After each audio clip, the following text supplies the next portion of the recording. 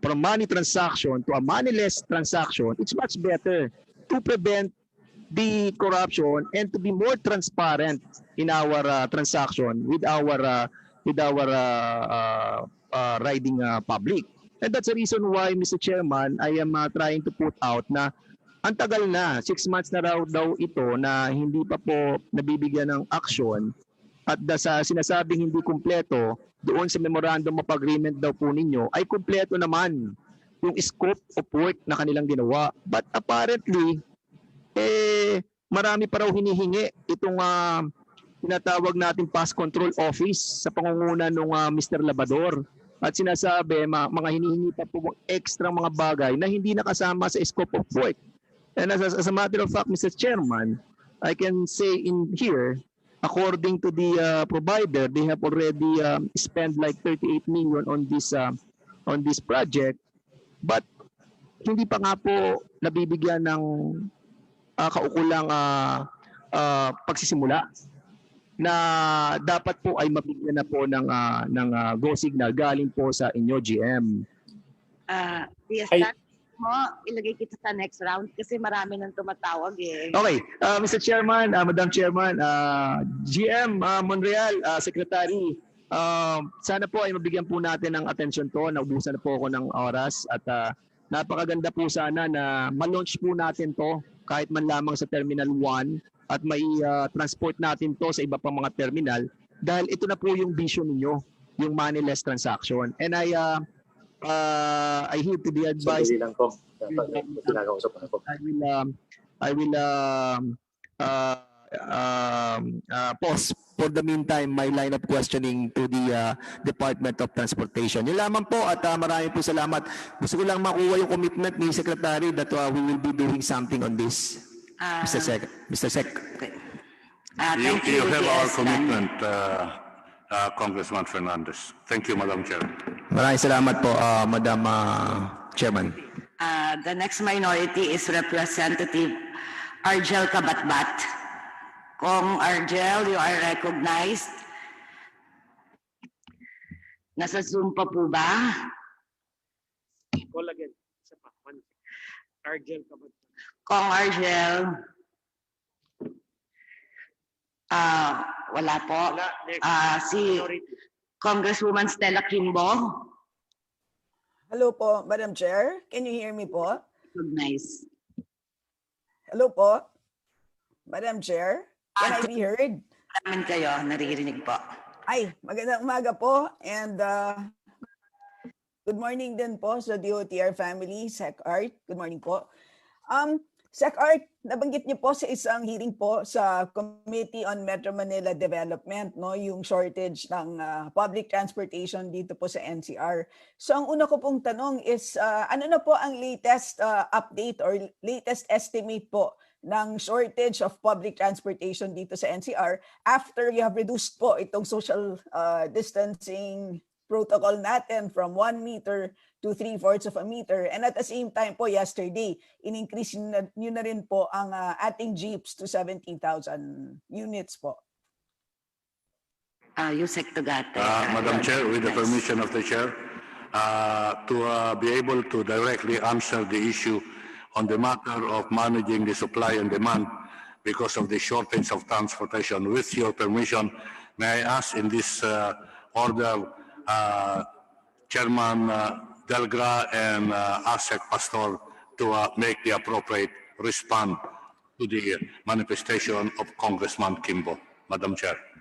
Chairman Delgra, you are now recognized. If I may, Madam Chair. Steve Pastor po from DOTr, Madam Chair. I will answer first, then Chairman Delgra will follow with his supplemental answers po. Okay po. Based po on the recognized. reduction of our physical distancing from 1 meter to 0.75, based on existing data po, for the public utility bus units, if meron po tayong dalawang klase ng seating configuration, pag 2x2 po, it will have additional 2 passengers. Pag 2x3 po yung format, meaning there are 5 columns, 2 on the left side, 3 on the right side, pwede ho tayong makapagdagdag ng 2 to 8 passengers. And for modern jeepneys po, pwede ho tayong magdagdag ng 2 pasahero. For traditional jeepney, pwede po 1 pasahero. For UV Express po at sa PhilCab, pwede yung additional 1 passenger as well. And based on our computation po, we can have an additional of 1,647,930 additional passengers. To bridge the gap po on the alleged lack of supply of PUVs natin, I think Chairman Delgra can answer that po. Thank you. Chairman Delgra, you are now recognized. Yes, good morning, Madam Chair. Tama po, as of the latest number, we actually have, for Metro Manila, for all modes of public transport, 77,609. And that includes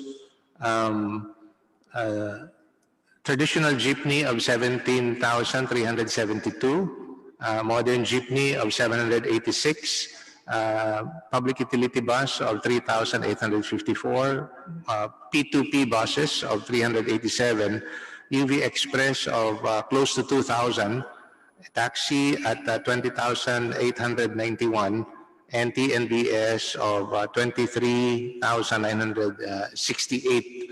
Tuloy-tuloy naman din po yung pagre-review natin ng mga rota, if I may say, for those public transport that would run on the route. So I'm referring to buses, UV, and PUJ po, for both modern and traditional jeepney. So, Madam Chairman, ano po yung estimate ninyo ng stranded workers? So given all the numbers, so sinabi niyo nga na may 77,000 units altogether, pero ano yung total number of stranded workers pa rin? So you gave me the supply numbers, right? Ano yung bottom line po na impact in terms of stranded workers? If I may. Secretary Tugante. Madam Chair, may I participate? Okay po. Una po, the shortage of transport, especially in this time of pandemic, is a real thing. To the issue, how do you address this? Statistics have been presented by the chairman of Delgra, no less. But let me add, to address, ma'am, the so-called shortage, there are certain things that we are doing. In passing, Chairman Delgra mentioned about route rationalization. Dinadagdagan po yung mga ruta, rinarationalize yung mga ruta. He mentioned about consolidation of franchises. Let me just state here and now na meron ho mga pamaraan na ginagawa kami na naumpisahan na namin. Ano po ito? Ito ho yung tinatawag na service contracting. Ito rin po na kung saan makikita nyo kung babagtas kayo sa Edsa, yung tinatawag na dedicated lane at yung Edsa carousel. Ito ho mag-a-address ng shortage. Ito ho ba ay mapupuno lahat ng shortage? Hindi ho. Let's be realistic. It has always been there and we have been looking for ways and means to address the shortage. We are willing to listen for suggestions and recommendations. But to say that there is no shortage, hindi ho totoo yan. To say that we can address completely the shortage, Madam Chair, hindi ho totoo yan. Pero ang katotohanan ho, yung kagawaran ng transportasyon at this moment in time are adopting measures and means to address the issue of transportation shortage. That's all, Mr. Chair. So, Madam Chair, habang uusapan natin ang alternative ways para po matugunan ng shortage, ang estimate ko po ng stranded workers is something like 1.7 million. So this is even after yesterday's increase in jeeps and yesterday's reduction dito po sa 1 meter, 2.75 meters. So ang sa tingin ko po, talagang kailangan pa natin pag-isipan ang ano pa ang pwede natin gawin. Kasi po, sa totoo lang po, no, sa pagkakaalam ko po, and please confirm po, Mr. Secretary, na ang total number of jeeps is about 55,000. So pwede pa natin talagang increasean ang ating namamasadang jeep. So, ang sa tingin ko po, as of today po, alam naman po natin, nagdedebate pa ang mga iba't ibang grupo ng doktor as to whether it is wise to reduce ito pong social distance protocol natin sa public transportation. And habang nagdedebate po sila, hayaan na lang natin ang health experts to debate that. Ang sa tingin kong simpleng solusyon po para tugunan ang shortage is increase na lang po natin ang number po ng namamasada. Is this something po that you would agree with? Secretary Tugate.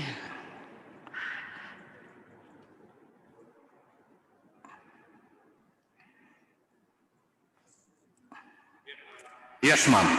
At this point in time, we cannot deny kailangan ho dito yung ayuda. Lalo tigit sa ating mga kasamahang tsuper.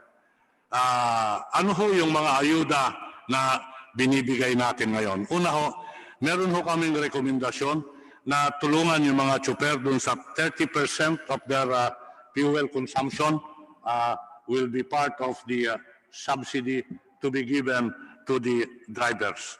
Number 2 ho, yung tinatawag natin na subsidy when they change their unit in order to participate in the modernization program. Yung subsidiya ho noon na na-approve at in-approve namin as 80,000, dinoble ho namin to, ginawang 160,000. Pangatlo ho, to marry this financial assistant, kami ho'y nakipag-meeting at nakipag-ugnayan sa Land Bank at sa Development Bank of the Philippines na kung saan nag-uusap po kami ngayon ng isang financial package upang makatulong sa kanila. Listen to this. A financial package saying 7 to 2 years payable, 5% equity which you can get from the subsidy being given, 10 years to pay, and listen to this, ma'am, deferment and grace period 2 to 3 years. Ito ho, pinag-uusapan ito. Malaking bagay na ayuda ho ito. These are firm and concrete ayuda para sa mga gustong sumali sa modernization program. Doon sa mga tsuper, nabanggit ko na ho kanina, dapat lang may subsidiya. Ayan ho yung pamaraan na tinitignan at sinisipat ng Bayanihan 2. Ayan din ho yung tinitignan namin. I concur with the observation of Congressman Kimpo regarding the ayuda at this point in time, especially in this point of pandemic. Madam Chair, thank you very much. Madam Chair, wala naman yata pong magdi-debate kay Secretary Art, no? Na kailangan na natin mag-modernize po.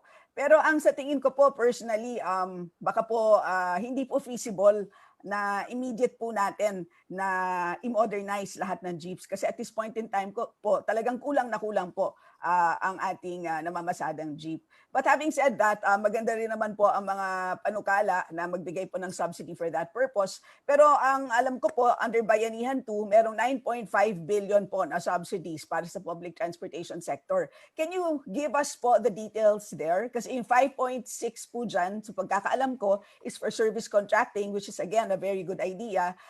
Meron din pong 2.64 na iba pang ayuda para sa critically impacted sectors ng public transportation groups. So ang tanong ko po is, ano po ang paano niyo po i-implement itong service contracting? Ibig sabihin po ba niyan is kukontratahin niyo, babayaran niyo po halimbawa let's say ng 1,700 or 2,000 pesos per day ang isang jeep, and then hindi na po sila magcha-charge ng pamasahe sa mga sasakay. Ganun po ba yon?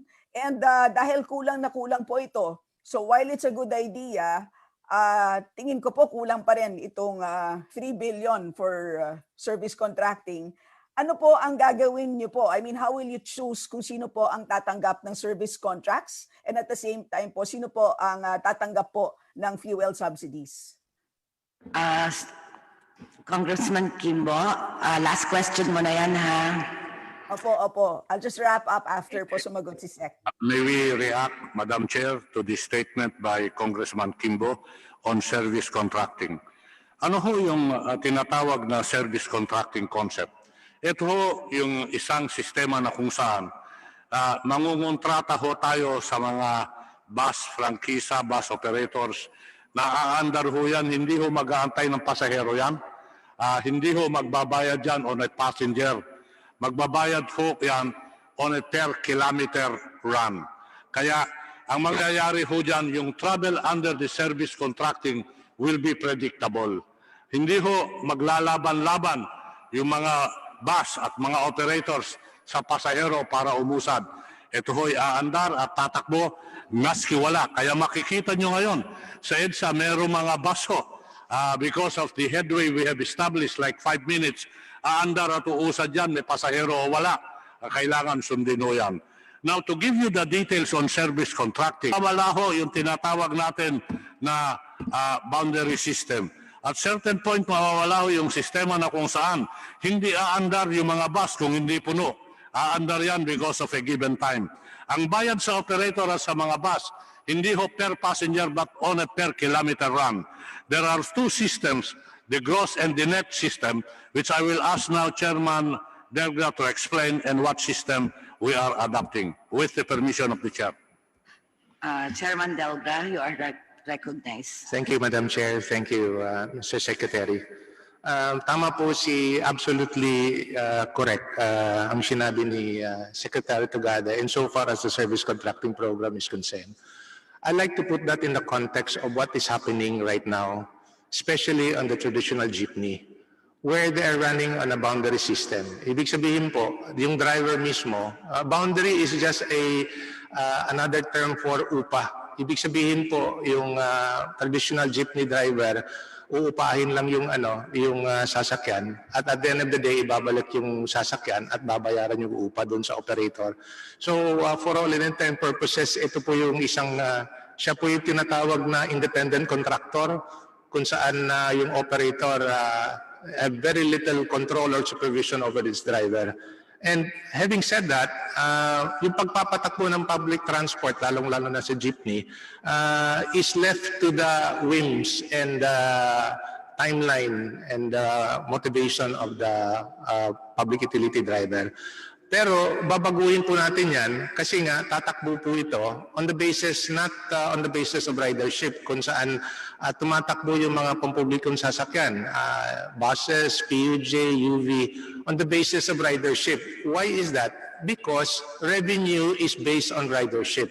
Now, we would like to up the standard and improve the level of service of public transport by the program that has been put in place under the Bayanihan 2 Act, which is to provide service contracting. Insofar as the service contracting approved by Congress and by the President, it actually addresses the subsidy to drivers. But we would like to point out that when we talk about public transport system as a public service, we have to look at it in a much more holistic manner.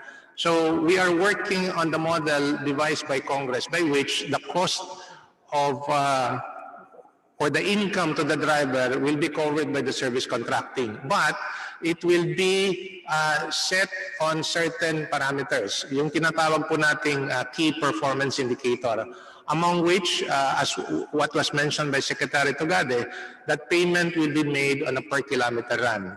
What does that mean? It actually means that we will be assuring the commuters that the public utility vehicles will run on a minimum operating hours.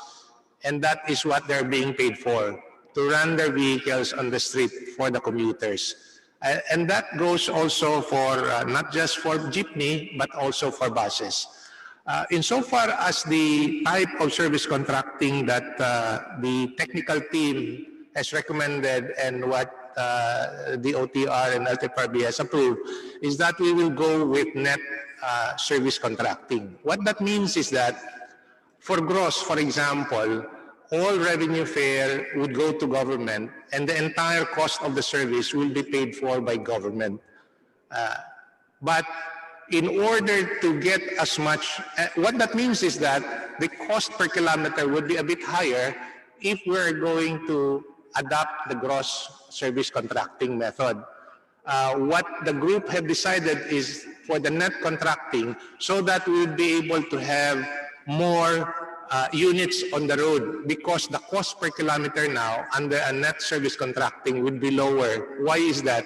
Because the revenue fare from operating the service will go completely and everything will go to the operator, whether he be the bus operator or a co-op or the driver for that matter, insofar as traditional jeepney is concerned. So on top of the revenue that he gets from the fare, government pays for certain performance indicator that he is expected to comply.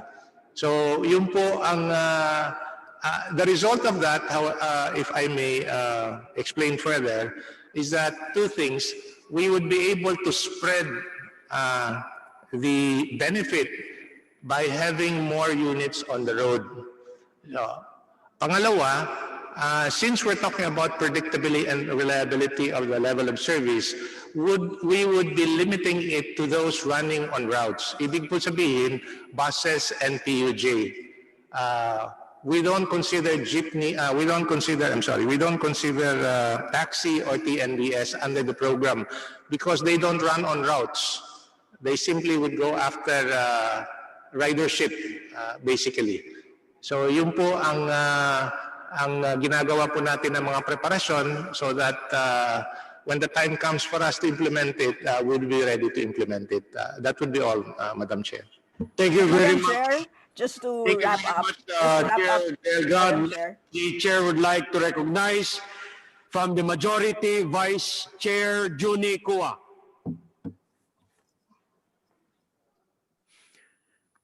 Congressman Juni Kua, Thank you, Mr. Chairman. please proceed. 3 minutes. Thank you.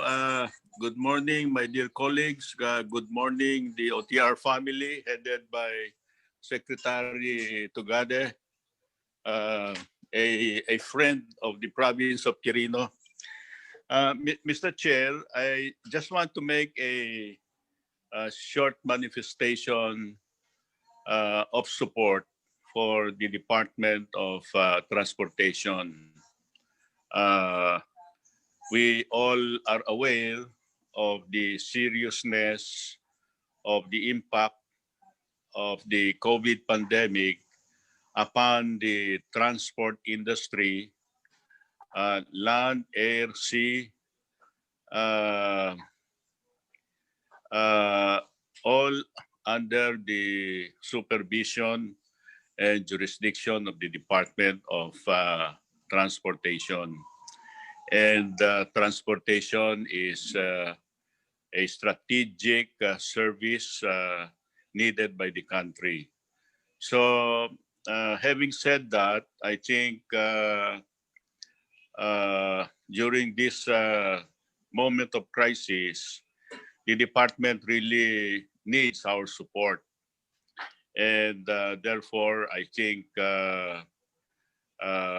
it is important for us that we extend to the department the very much needed resources and wherewithal for them to be able to cope up with the COVID pandemic.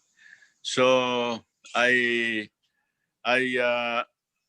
do not want to prolong this discussion, as I understand many are still waiting to be recognized. But I feel that this is an opportunity that we must seize so that we can help and support the Department of Transportation. So maraming salamat po, Mr. Chair. Thank you very much, Vice Chair Juni Kua. Next, the chair would like to recognize from the minority, Representative Carlos Zarate. Thank you, Mr. Chair. Good morning sa DOTr family. May mga katanungan po ako related sa budget. For 2020, Mr. Chair,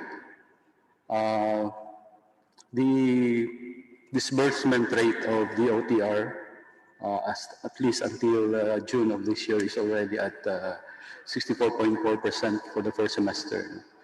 While in 2019, its disbursement rate is 42.5%. So my related question to that, Mr. Chair, from the budget books, we learned that there is still 412.855 million unprogrammed funds for the DOTr, despite its very low obligation rate. No? Its obligation rate is 23.8%, while its disbursement rate is 64.4%. So why is there still 412.855 million unprogrammed funds with the DOTr?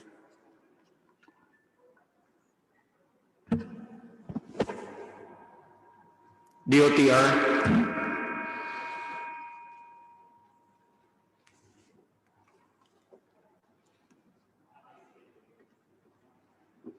The chair would like to recognize Yusek de Guzman.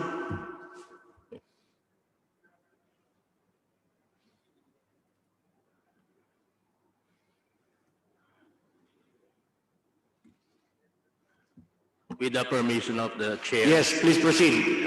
Yusek Gary de Guzman. The two projects that the Honorable Congressman Zarate is mentioning is the new Cebu International Container Port worth 40.7 million and the Maritime Safety Capability Improvement Project Phase 2, the 372 million totaling 412 million. They are both obligated already. So these are actually for down payment to the winning contractor, and it's already released to them. It's already used, Your Honor. So these are already obligated. So these are not funds under Baho Bayanihan Act 1 that were discontinued and used as part of the COVID-19 pandemic intervention. So this 412 million was continued, was obligated. Is that correct, Mr. Chair?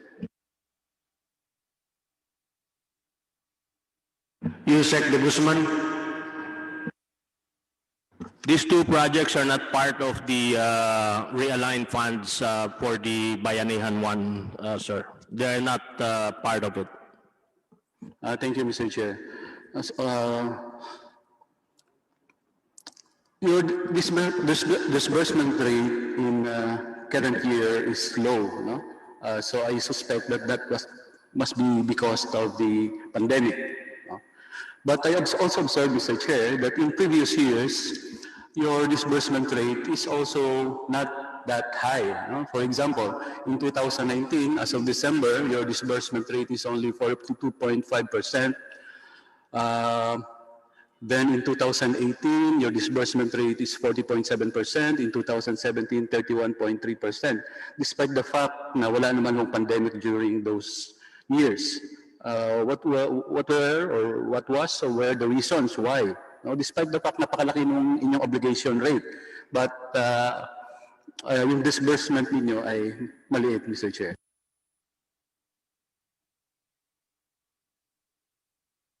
DOTr. Yusek de Guzman, you may now respond to the query of Representative Carlos Zarate. Well, part of the reason why the disbursement rate in those 2 years it's not really so low, but it's improving compared to the previous years. One of the reasons why is because the Secretary, in order to improve the quality of contractors that will be undertaking our projects, he issued a department order prohibiting the 15% down payment. So sinisigurado po namin na yung mananalo lamang na kontraktor, yung talagang may kapital at may kakayanan na i-implement. Dito po sa 2020, bagamat nung July 20, as of July, ang aming obligation rate ay 42.53% and disbursement rate over allotment is 19%. Meron po kaming sinubmit, pwedeng isubmit dito na disbursement plan until December. Confident po kami na by December, end of December this year, we will be able to hit an obligation rate of 95% and disbursement rate of at least 83.73%. Medyo siguro magtataka kayo, paano nyo magagawa in less than 4 months? Kung i-analyze po natin yung budget ng DOTr for 2020, ang malaking porsyento po nito na halos 90+% pertaining to rail projects po yan. At yung sa rail projects po na yan, pertaining yan doon sa mga down payment ng mga flagship projects. And nandito po si Yusek TJ Batan, na-award na po lahat yung mga flagship projects na yan at ang hinihintay na lang po namin ay yung SARO at saka NCA para sa magagaling sa DBM. In fact, may ni-request pa nga po kami from program funds kasi ang lalaki po ng down payment nitong mga JICA funded projects. So, matutupad po namin yung pagbabayad niyan between now and December this year.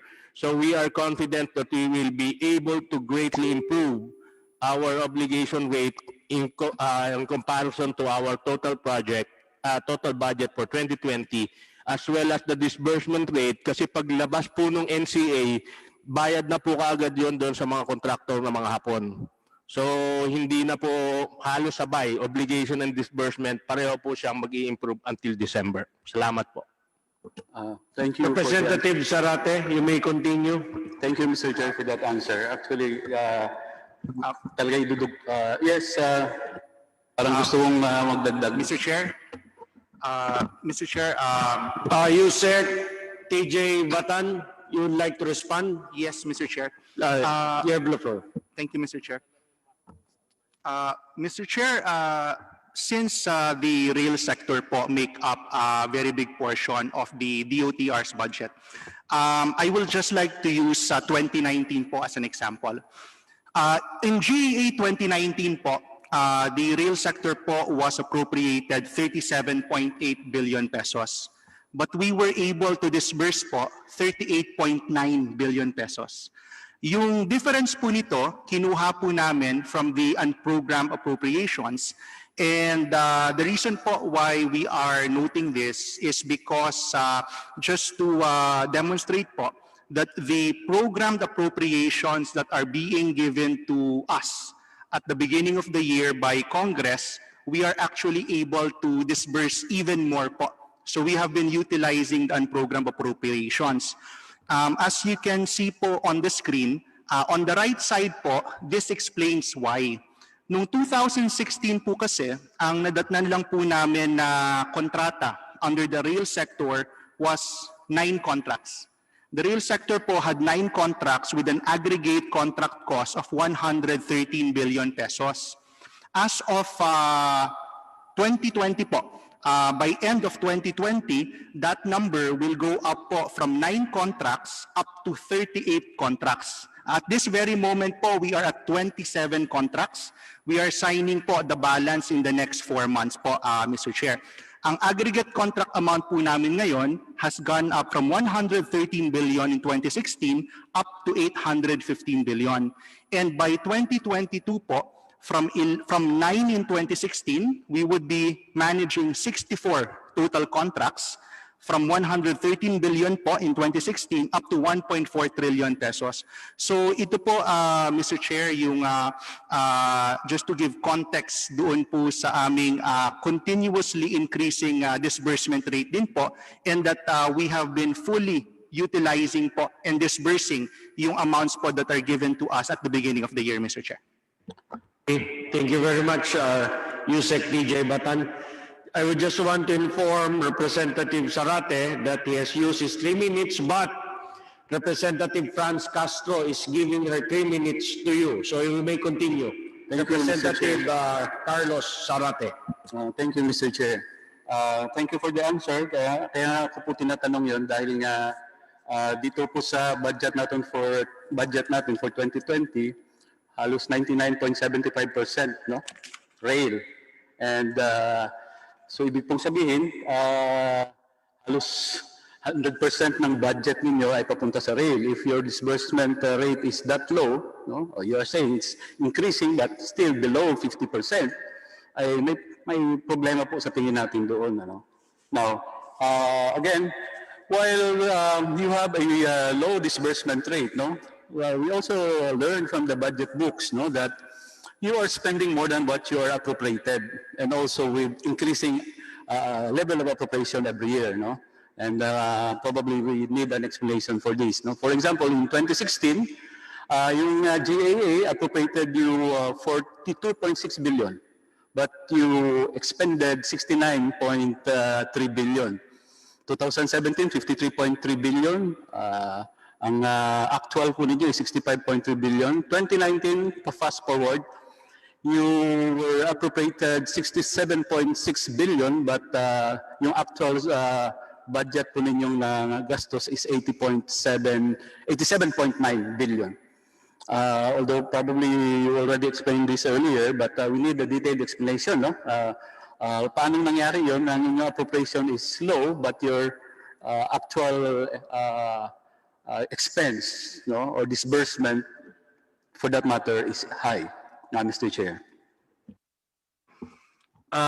The reason po doon is because yung mga rail projects po namin, sobrang lalaki ng requirement.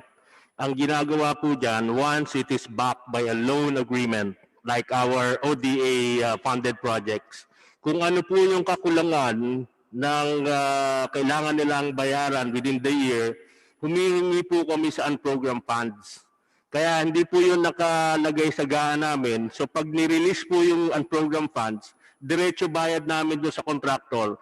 So yun po yung rason bakit yung aming budget ay ganito pero mas malaki yung aming nagastos. Doon lang po nanggaling sa unprogram funds yan. Thank you, Mr. Chair.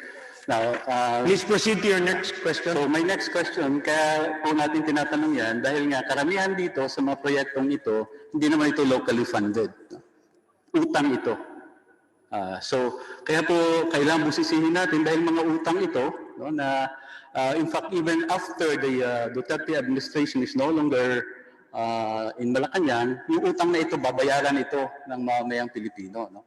So pwede po bang mag-submit dito sa committee ito, no, yung sinasabi nilang mga proyektong ito, saan galing ang utang na ito, and the details of all these projects, Mr. Chair, no.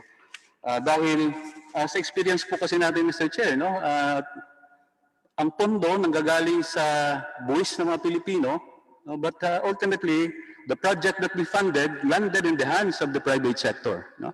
And yung private sector ang nakikinabang dyan. Nahihirapan ang mamamayang Pilipino. Pero tayo ang nagbabayad via our taxes. So the Representative Zarate Farwell, the chair instructs the committee secretariat to secure the necessary data information as requested by Representative Zarate. We will gladly comply, Your Honor. Thank you, Mr. Chair. So, just a related item on that budget, no? I observe here sa inyong presentation, there is a subsidy for mass transportation for MRT3 for a total amount of 6.9 billion. And there is also a budget for rehab for MRT3 for 3.1 billion for a total of 10.118 billion. No? Is that correct? Tama po ba yun? So sa inyong budget, 10 billion, all in all, mapupunta doon sa MRT3. May I inquire, Mr. Chair, sino na po ba ang may-ari ngayon ng MRT3? Before the response, Representative Zarate has already consumed his 6 minutes. For the reply, DOTr, USEC TJ Batan.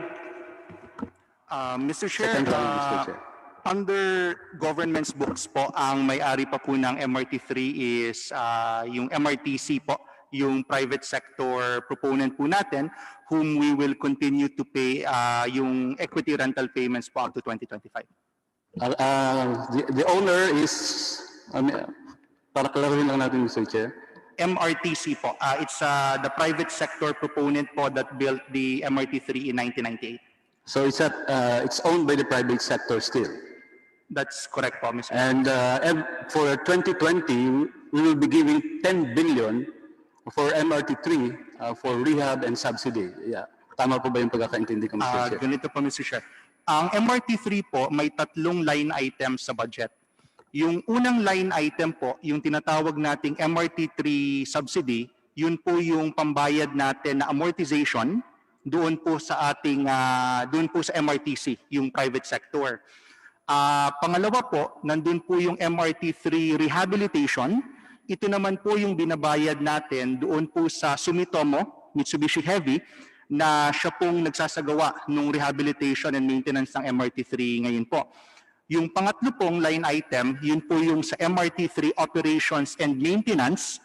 Yun naman po yung ginagamit natin para po doon sa pasweldo po and ibang operating expenses po ng linya natin. Bali po, 3 siya dahil meron po tayong binabayarang amortization doon po sa nagtayo. Pangalawa po, meron po tayong binabayarang service fee doon po sa nagre-rehabilitate and nagme-maintain. And pangatlo po, meron tayong binabayaran doon po sa operating expenses natin sa MRT3. Thank you very much, Yusek TJ Batan. I would like to turn over the chair to Vice Chair Diolago. Mr. Chair, may I Vice just Chair, Manix. register my intention to have a second round. Second round. Thank you, Kong Kaloy. Before I recognize Kong Vicente Ching Biloso, may isang katanungan lang po ako, Secretary Tugate. You mentioned a while ago tungkol po ito sa service contracting. And you said it a while ago na it's very commendable. Napansin ko lang po, bakit naging zero budget ito for 2021?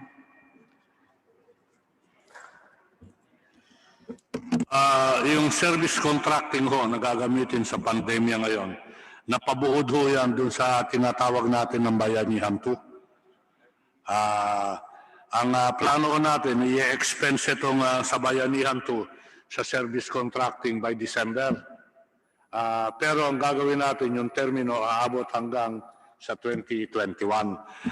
Tama ho yung obserbasyon nyo, mukhang may kakulangan yan kung pupunta tayo sa 2021. Ako naniniwala sa konsepto ng service contracting. Marahil kung papayagan po ako ng chairman, hikating ko si Steve Pastor saka si Chuck na explika ho yung kung bakit wala sa 2021. Madam Chair. Thank you po.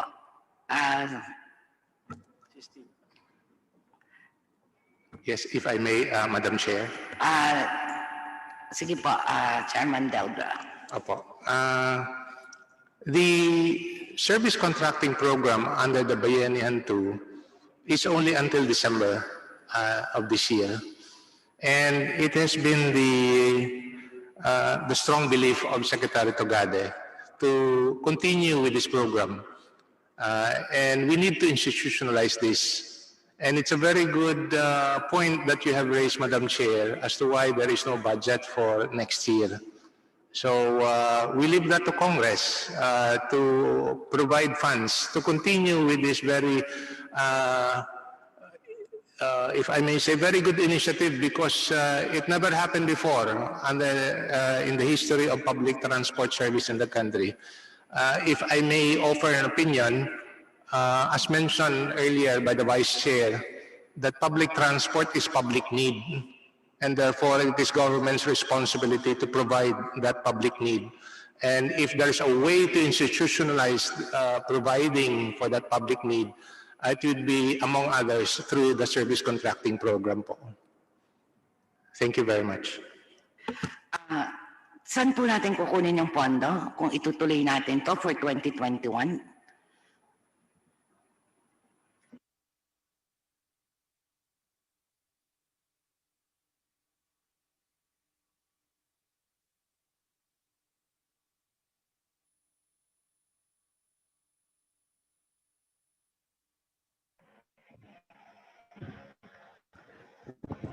Motion to suspend.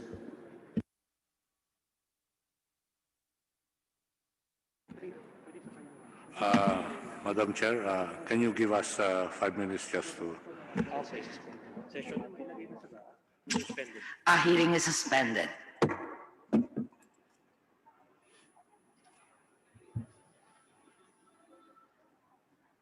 Anong patay ng mic?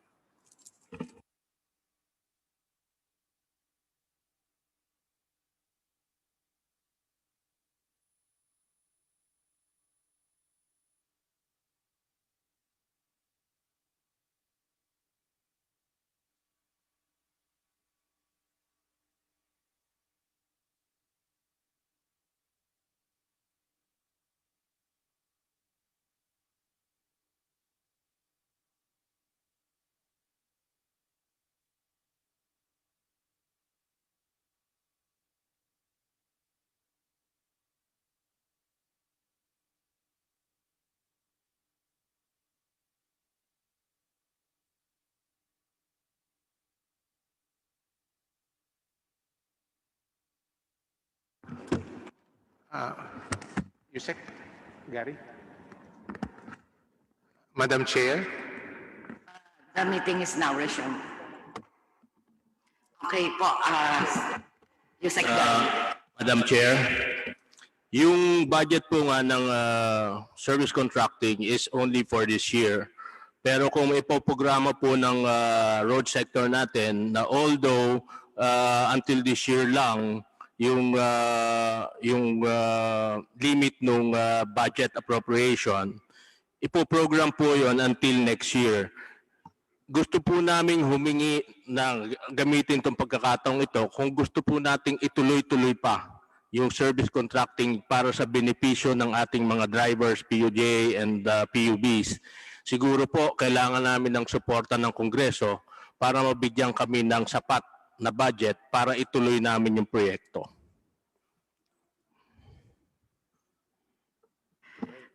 Noted, Yusek Gary. Pipilitin po namin na matugunan ng inyong kagustuhan po na madagdagan ng budget nyo para dito sa contracting natin. Thank you po. May I recognize Kong Vicente Chingbiloso? Maraming salamat po, Madam Chair. Can you hear me? Madam Chair, can you hear me? Okay. I would like to direct my question to Secretary Tugadi. Secretary, few days before the COVID-19 pandemic, dinalaw po ang 3rd District of Leyte ni Presidente PRRD Duterte. The reason being, grabe ang insurgency problem namin dito. And, insurgency is rooted from poverty. Ang solution lang is economic stimulus. Isa po sa magandang programa ng gobyerno is itong sa Department of Transportation, yung seaport ng Villaba, Leyte. Last August 17, I wrote twin letters addressed to the PPA General Manager Santiago and to Commodore Normando Reyes, yung PCG sa Eastern Visayas. And now, napalitan ni Angel Biliran. Ang point ko lang po dito is meron silang project of improving the Villaba port, one by the PPA kasi tinurnover na ito ng LGU Villaba to the PPA. At itong proposal naman ng Coast Guard, gawin na talaga itong malaking base kasi it has a good protection, malaking bay ito, and it has the closest proximity to Cebu, which is the economic stimulus ng Visayas Mindanao. Patutulungan po ba ako dito, Secretary, na ma-actionan kaagad itong mga proposal ng PPA at saka ng Coast Guard? Yun lang po, Madam Chair. By the way, maraming salamat po sa binigay mong tulong sa Port of Silad, Bilyaba. Secretary Madam Tugade, you Chair. are recognized. Yes, since the matter relate to PPA and Coast Guard and letters have been sent and appropriately addressed to them, with the permission of Madam Chair, may I ask these two gentlemen who are now here to participate in the Zoom meeting. Maraming salamat po.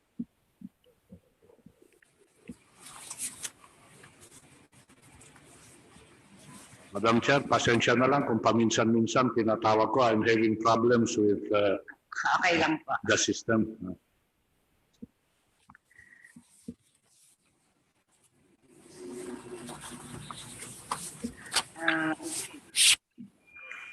Jay Santiago. Mr. J. Santiago. Sir? Good morning. You are now recognized po, sir. You go ahead. Yeah, sir. Good morning po.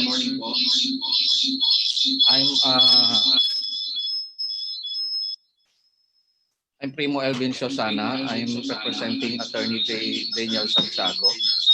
Sir, parang mahina ang ano nyo. Parang pakihinaan po yung volume ng ano nyo. Kasi po hindi namin maintindihan dito. Thank you.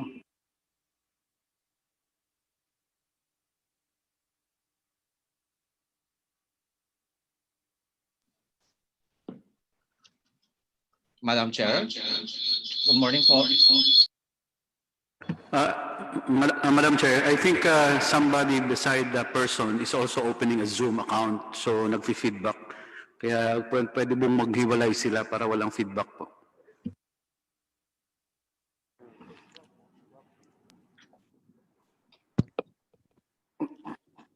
Hello, ma'am. Okay. Yes, ma'am. Good morning, Madam Chair. Good morning, the rest to the other members of the committee. I am Attorney Primo Elvin Shosana. Attorney J is currently attending the Senior Transport Officers meeting, where he is the head of the delegation. With regard to the question of Congressman Veloso, Madam Chair, per our records, the Villaba Port Development Project was completed on May 5, 2019. And the total amount that was devoted to this project is around 20 million, Madam Chair. This is a DOTr project that was downloaded to the Philippine Ports Authority for implementation.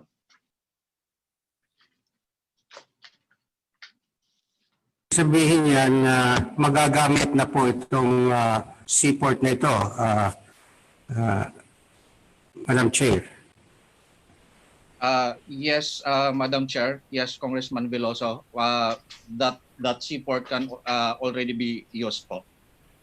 Kasi ang Robles Shipping ay nagrereklamo, kailangan pa daw ng excavation para maabot man lang ang 6 meters, something like that.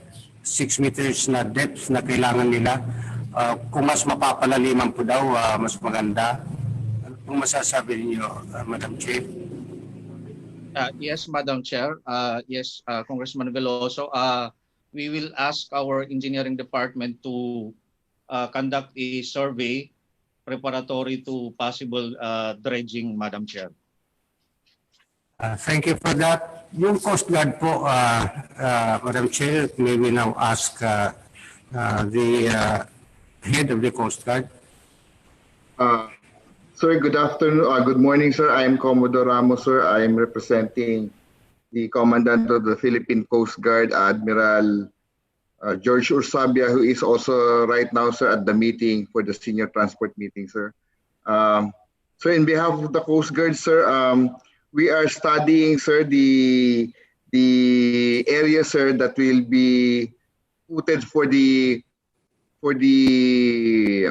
district, sir. Actually, sir, we have plans, sir, for the Coast Guard, sir, to have more districts po, but hindi po basta-basta may tatayo po to. We are doing the feasibility study po dito, sir. And also, sir, we are looking at the area po, sir. Then we will let our infrastructure development service, sir, go to that area, sir, to inspect the location, sir. Hopefully, sir, if we could do the perspective of it, sir, we could include it at our 2022 budget, sir.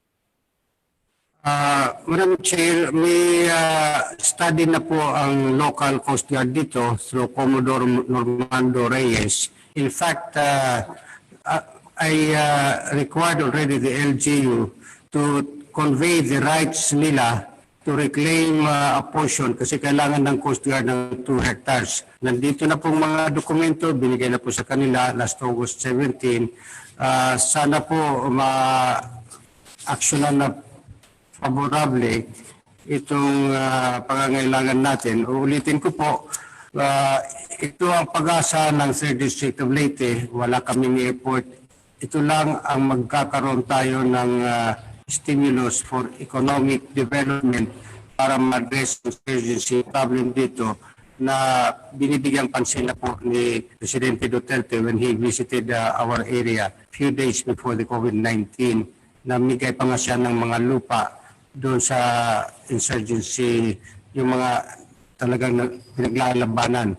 And by the way, last month may namatay na NPA doon dahil sa skirmishes. Maraming salamat po and I am confident na tutulungan ako ni Secretary Tugadi as usual. Maraming salamat po, Madam Chair.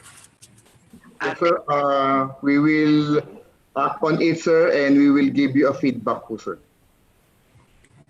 Salamat po. That will be all, Madam Chair. Thank you po, Kong Veloso. Before I recognize Freddy Gaite, may isang katanungan po muli ako mula po kay Vice Chair Tejada. Inquiry po for 2021 budget allocation for Central Mindanao Airport. Project located in Lang, North Cotabato.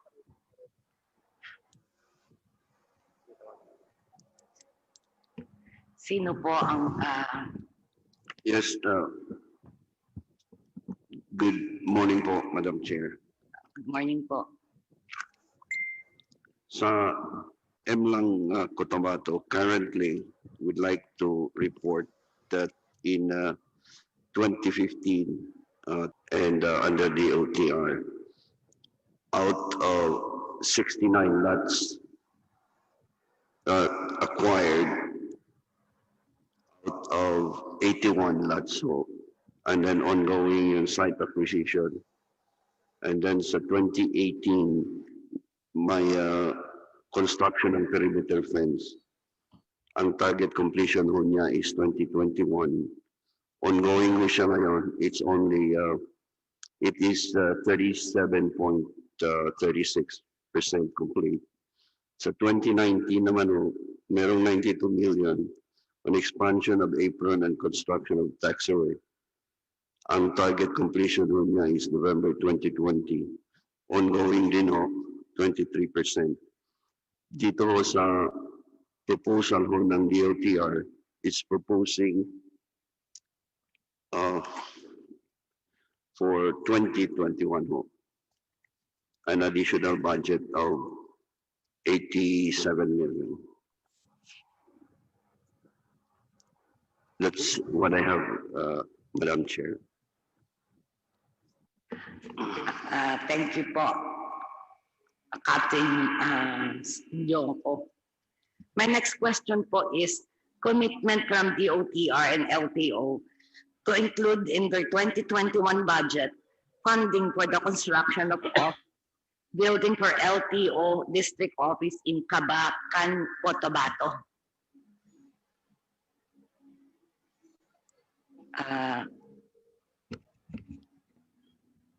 Galmante. Thank you very much, Madam Chair. Actually po, yung mga request na mapapondohan yung itatayo na district offices, pinorward po namin yan sa kasamang palad, hindi po ito isinama ng DBM sa NEP ng 2021.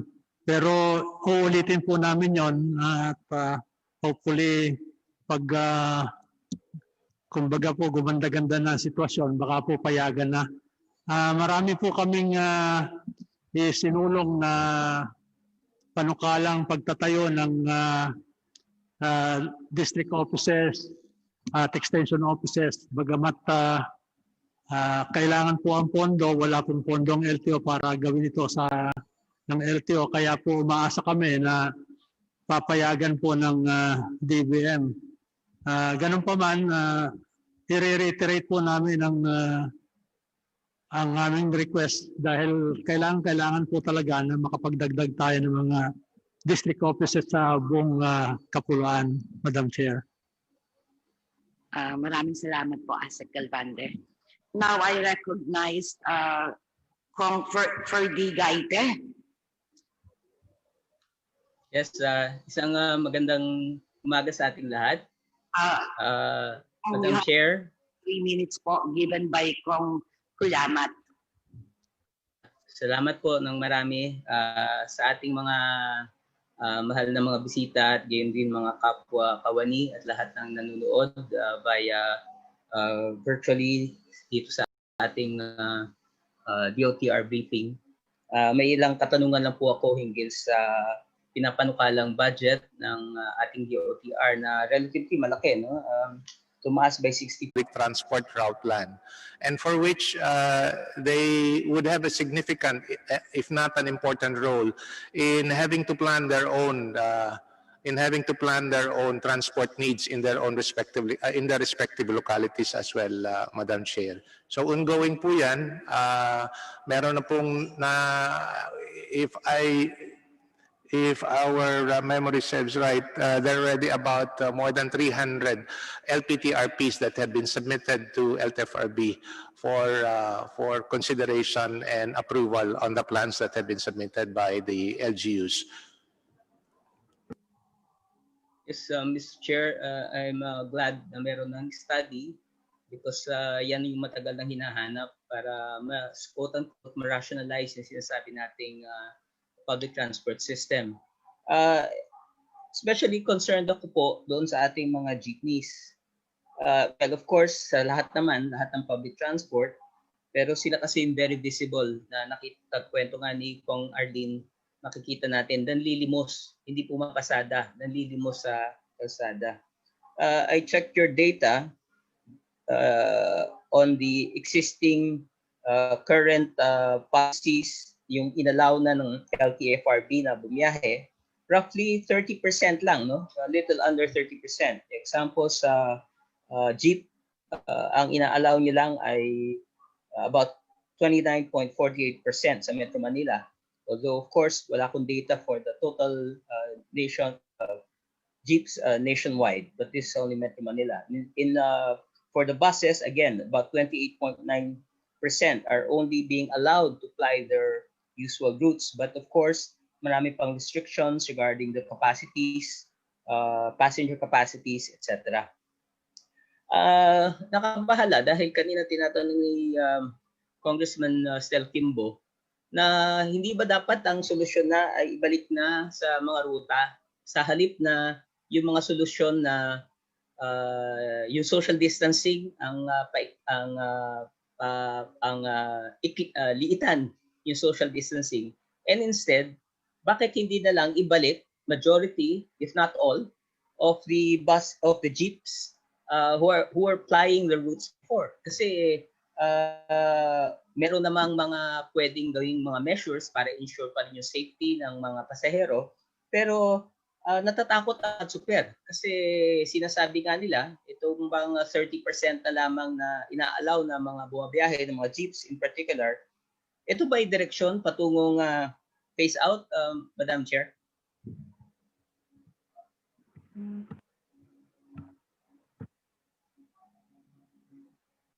Madam Chair.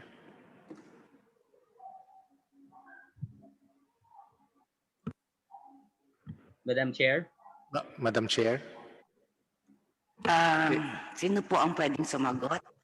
If I may, Si Chairman Delgra rin po. Apo.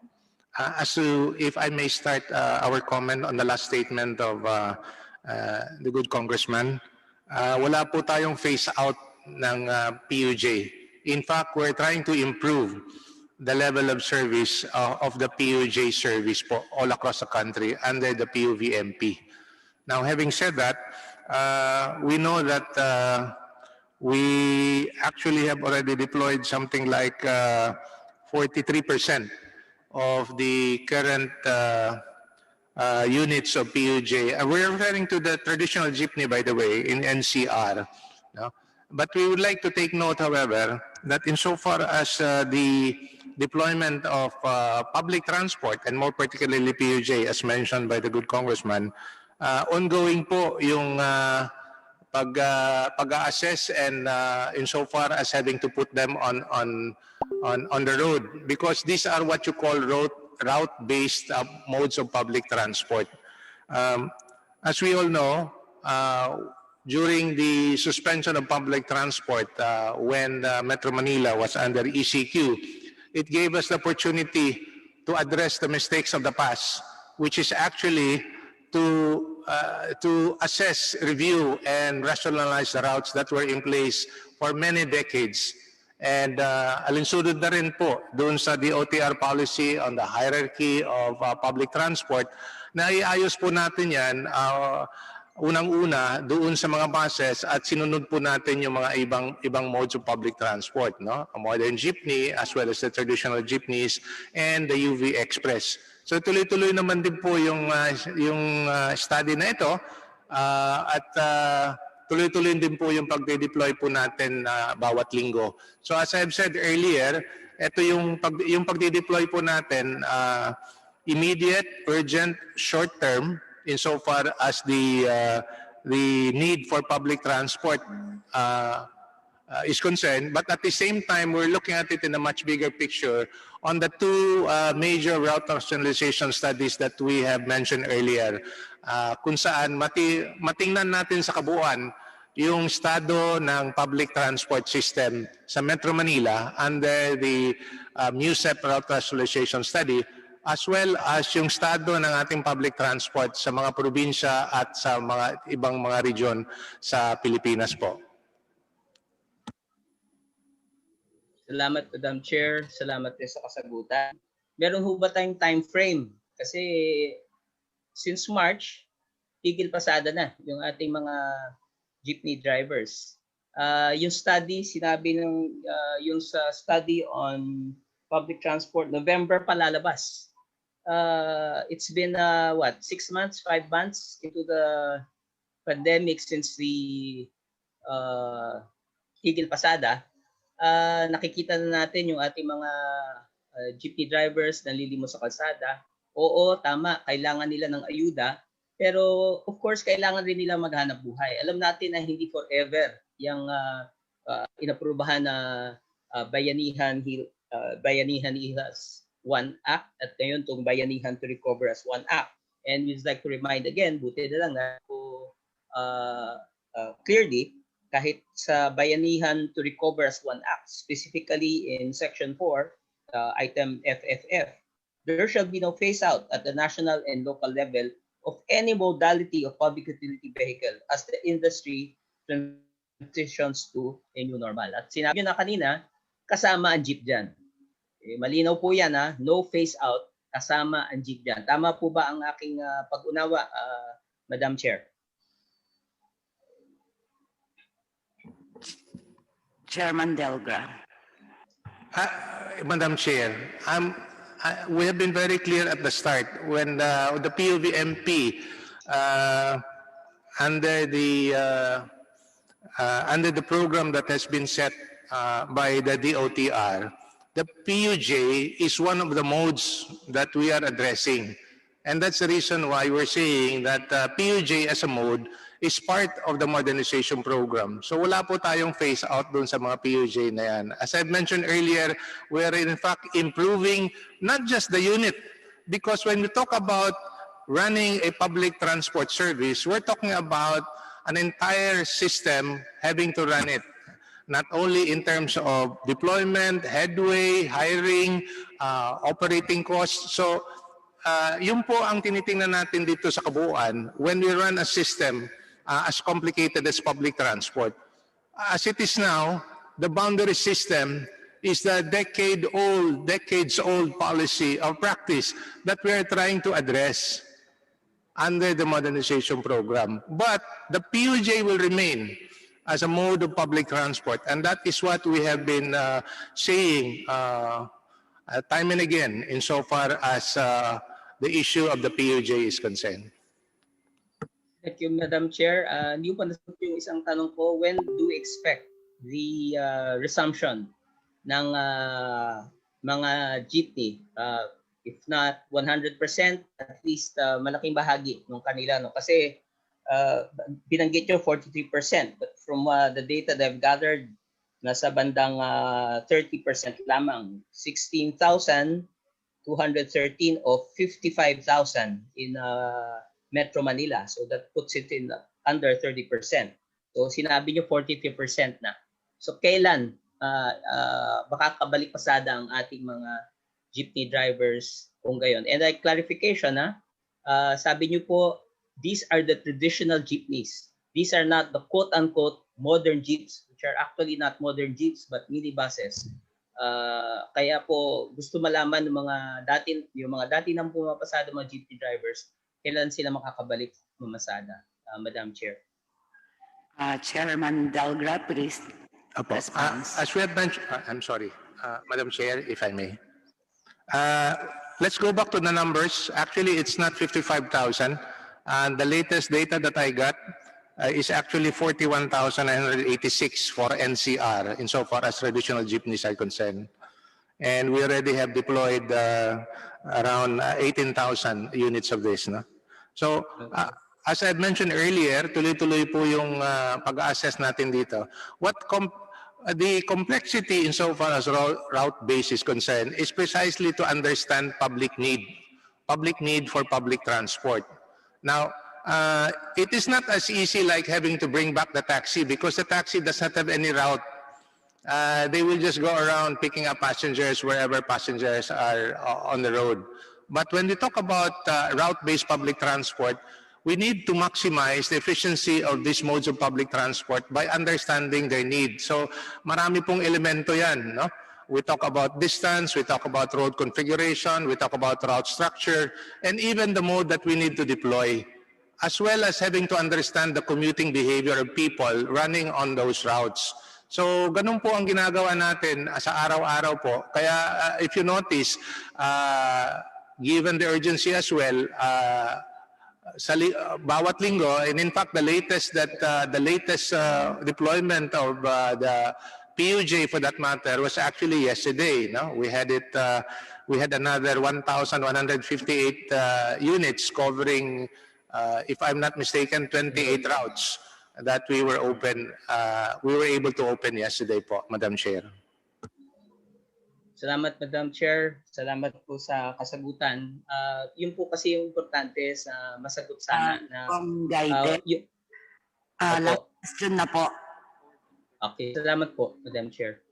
Kasi sa tagal nang inabot nitong tigil pasada, nag-aabang rin yung ating mga jeepney drivers and they would like to see a time frame, open-ended yung binabanggit at parang paunti-unti. Of course, tama yun naman sinasabi, merong route-based rationalization na ginagawa. Pero the faster that it can be done, the better for our riding public, yung ating mga commuters na hirap na dahil sa shortage ng sakyan, and of course, yung ating mga jeepney operators and drivers. Panghuli po tanong, kanito po kasi nabanggit ito sa ating mga bus drivers. And gusto kong ilinaw, no? Supposedly, yung boundary system sa mga buses, alam ko, 2012 pa ay supposedly bawal na yan. Ayon sa Dole Order number 118-112, series of 2012, pinirmi na wala na dapat yung boundary system dahil very exploitative as we agree with the LTFRB pati yung sa ating mga jeepney drivers, no? pati sa buses, yung commission basis. So, at tanong ko po, paano ho ba ini-ensure na nako-comply ito? Kasi ang nirereklamo ng ibang bus drivers na nakausap namin, ang compliance ay tila in paper but not in actuality. Lumalabas, pinipilit ng bus operators na pumirma siguro sila na sinasahuran sila on a monthly basis, pero ang basis pa rin, and meron rin akong misgivings dito sa dole order na ito, kasi dalawa ang paraan ng pagbayad, fixed and yung performance-based. At doon sa performance-based, ridership na naman. Nadi-defeat yung purpose. Pero at least the concept of wage-based salaries, wage-based compensation ay nasa tamang direksyon. So paano ho ba ini-ensure? Together with the Department of Labor, together with the DOTr, paano ba ni-ensure na kapag-comply, naglabas din ng LTFRB ng Memorandum Circular, same year in 2012, na ma-ensure na hindi kuno-comply nila in paper, pero sa actual ay ganun pa rin ang sistema na nakabatay pa rin sa revenues at pasahero ng mga bus operators. So yun po yung panghuli kong katanungan, Madam Chair. Madam Chair, if I may respond. Tama po yung sinabi ni Congressman Gaite that the bus drivers in particular are actually salary-based under the department order that he cited. And in response to his question as to who is actually monitoring compliance to this DOLE department order, there are actually two agencies that are monitoring it. One, of course, is the Department of Labor and Employment, and the other one is the LTFRB. In fact, the LTFRB on that same year of 2012 issued a similar memorandum circular directing the bus operators to make their bus drivers salary-based as well. And if I may, nakakatulong nga, no? Yesterday, we had a dialogue with the bus operators. No? Part of that was actually to orient them on the service contracting program.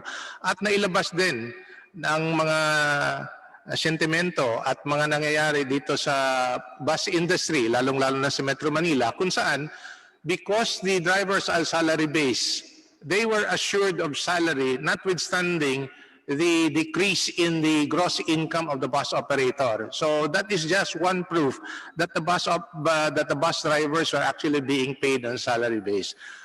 If I may go back to what was mentioned by the good congressman as regards the DOLE department order, the salary scheme for bus drivers actually is a mix of both salary as well as the mandated benefit under the law, like the service incentive leave, 13th month, overtime, and what we call a performance-based scheme, for which, pretty much like what we are talking about, perhaps in a smaller scale, where they are to commit on certain performance indicators set by the company, no?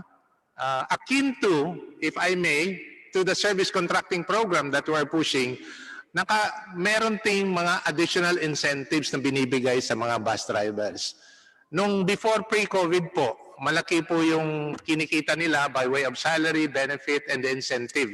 Pero sa ngayon, because of the significant drop in the revenue of the bus companies, bumaba yung kinikita ng mga bus drivers. However, they were assured na they would still be given the minimum that was set by the department order. Ang ibig ko sabihin, meron pong salary at saka may mga benepisyo pa. So yun po ang ina-assume ng mga bus operators, notwithstanding, as I've said earlier, the significant drop in the revenues. That would be all, Mr. Chair. Madam Chair, thank you very much. Salamat po, Madam Chair. Salamat po sa sagot ng ating mga pamilya sa DOTr. Magandang hapon po. Maga pa lang. I have additional follow-up po kay Chairman Delgra.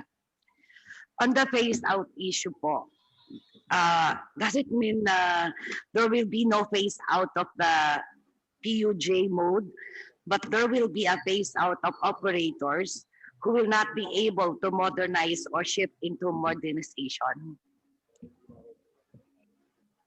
If I may, Madam Chair, clarify that. We are in fact, as I've said, when we talk about having to address modernization, it is not just replacing old, dilapidated units, but it's actually replacing a whole new system. And this modernization program is inclusive, and that includes the existing operators, the existing PUJ operators, as well as the PUJ drivers, where they will come together under a consolidated franchise, and then they will run their consolidated franchise on a what we call a fleet management system. Under this system po, they would be able to be assured of a higher degree of financial viability. Kasi hindi na po yung tinatawag nating paisa-isa, yung pagpapatakbo ng prangkisa. Kung hindi consolidated na yung prangkisa na ito, whereby yung responsibilidad sa pagpapatakbo ng isa, for example, isang prangkisa on that particular route is on the part of the one running the service is assured. On the part of the commuters, and this is what's important to emphasize, they are also assured of what we call reliability or predictability of the service. Yung sinasabi po ni Secretary Togaden na headway at saka hindi na po tayo naghahabol ng pasahero kasi ang inahabol po natin na yung oras kung saan at certain period of time, the commuters will be able to expect that public transport is made available. So yun po ang sinasabi natin dito, that it's a win-win situation when it comes to the modernization program. So balikan ko lang po, dun sa tanong na that was raised earlier, wala pong phase out sa operators. In fact, we are, as I've said, the program is inclusive.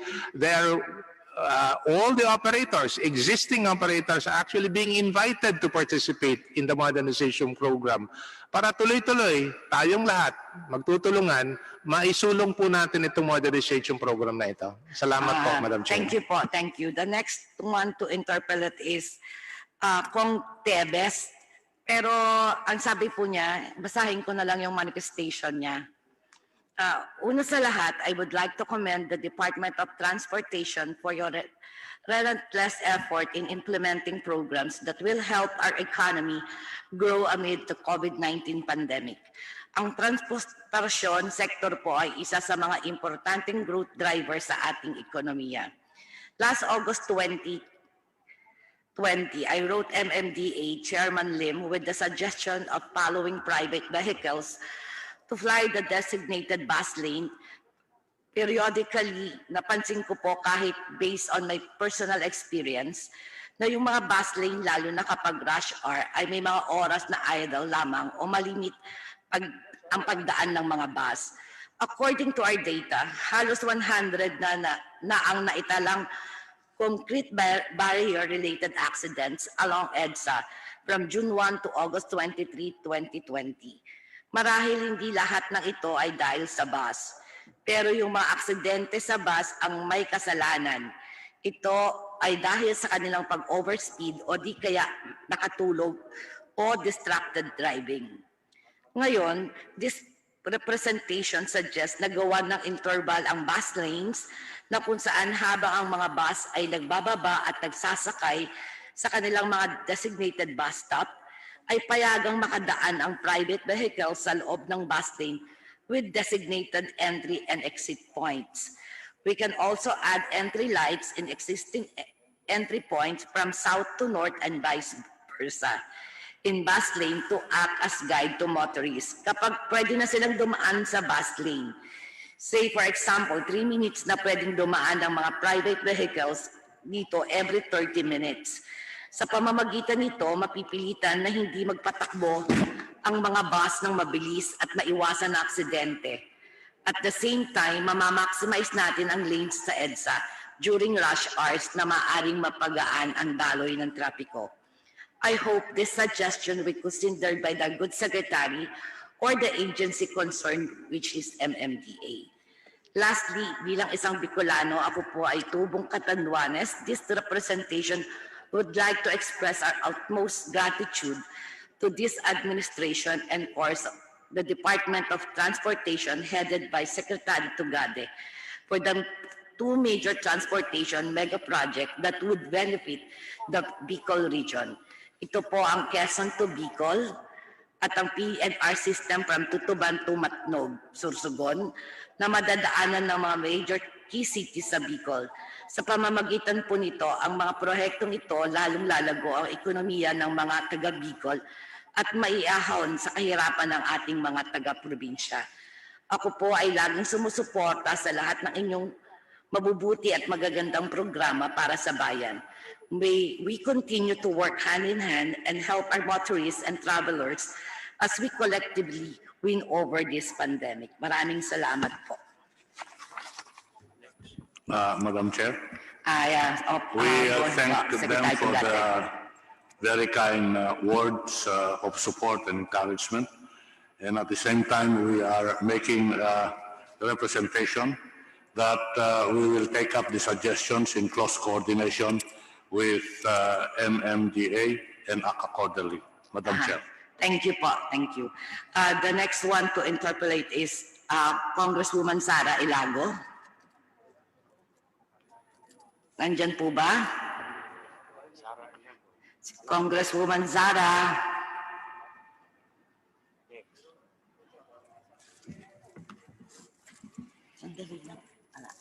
Okay, the next one is Congresswoman Shari Antan.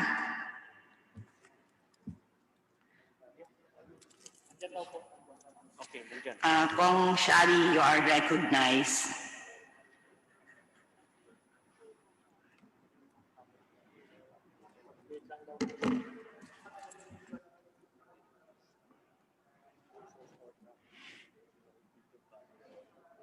Representative Shari Antan. Last call po para kay Congresswoman Shari Antan. Yes. Thank you, Madam Chair. Good afternoon. Good afternoon. Good afternoon, Madam Chair. I would like to, my question will be addressed to Secretary Tugade. I just want to ask, what are the presidential priority or the national priority for 2021 as far as airport development is concerned? What are the presidential? Secretary Tugade, please answer the question of Congresswoman Shari Antan.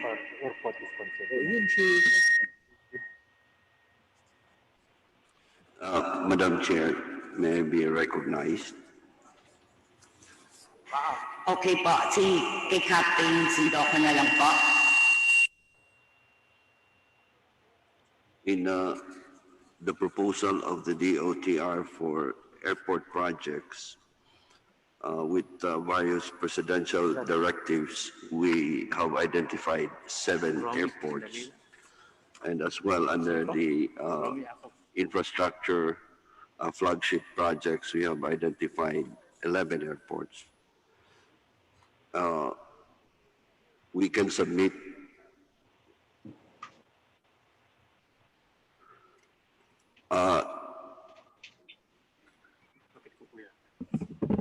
we have identified 7 airports. These are Basco, Itbayat, Sangli, Catbalogan, Ormoc, Zamboanga, and Central Mindanao Mlang Airport. We have as well identified 11 airport projects under the infrastructure flagship projects and build projects. This is Busuanga, Iloilo, Antique, Calibo, and the site acquisition for Dumaguete Airport, new Dumaguete Airport, Tacloban Airport, Calbayog, as well as the new Zamboanga International Airport, Bukidnon, General Santos, and New Siargao Airport. for a total of 38 airports to include Lumia. Thank you, Mr. Chair. Madam Chair, I would like to ask DOTr what will gonna happen to the ongoing, because right now we are in a problematic situation because of COVID. I know na marami ho tayong priority programs na kailangan pagtuunan ng pansin. But how about po dun sa mga ongoing programs or projects na na ginagawa ngayon ng DOTr, paano po yung mga nasimulan na, like for example in Catbalogan Airport na meron ho tayong 2019 nasimulan siya and then napondohan siya ng 2020. How about po sa 2021? Kasi ang completion mo ay nasa 2021. Sayang naman po pag hindi natin ma-continue yun kasi matitenga ho yung project. Captain Jim Sinjongko, please answer. They recognize, Mr. Chair. The DOTr have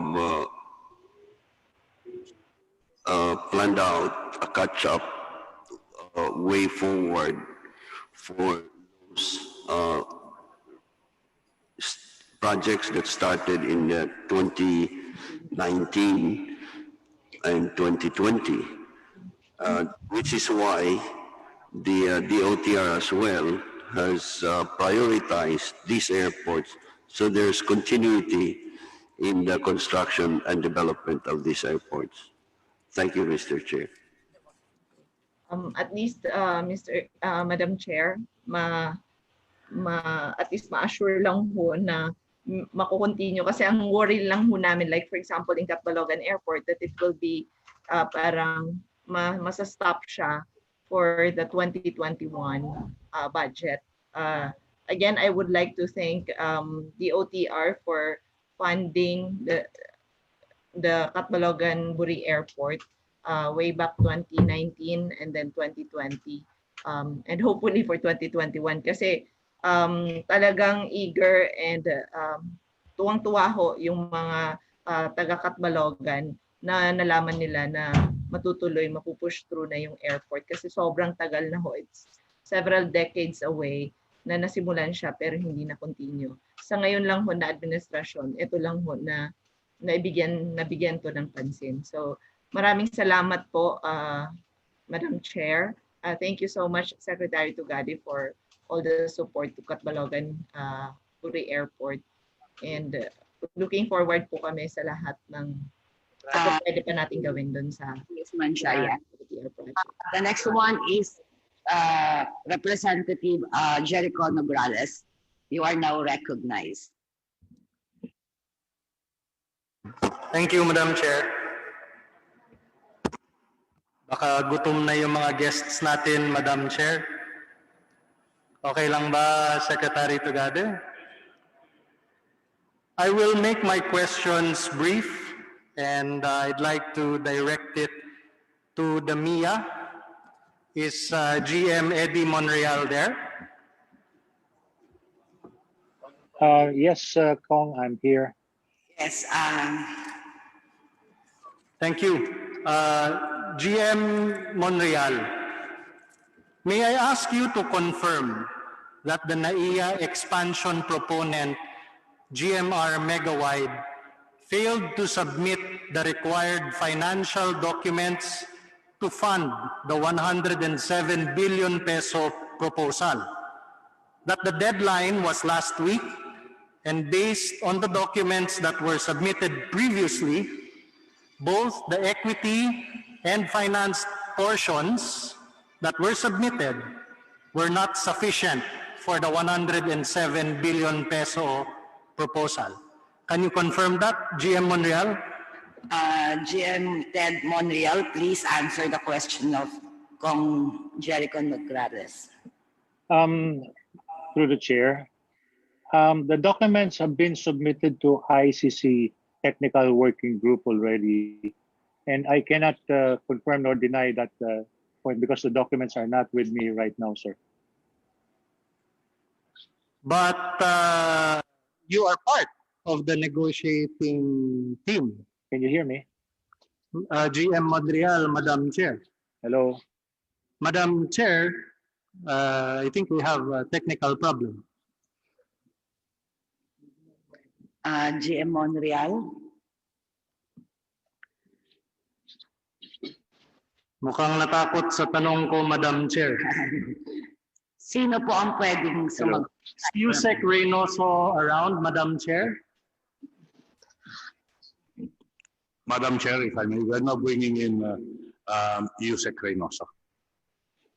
Yes, Yusek Reynoso is in Zoom also, and he is asking permission if he can answer the question of the Honorable Yusek Reynoso, you are now recognized. Yeah, thank you, Mr. Chair.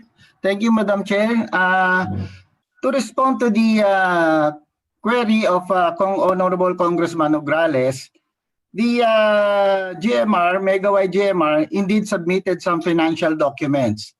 No, but in the last deliberation of the Investment Coordination Committee of the NEDA Board, the technical board of the Investment Coordination Committee are requesting for more documents to prove, as what Congressman Nograles has said, the financial capability of the proponent to invest the 107 billion, which means the necessary equity for the 70 to 30 debt service ratio.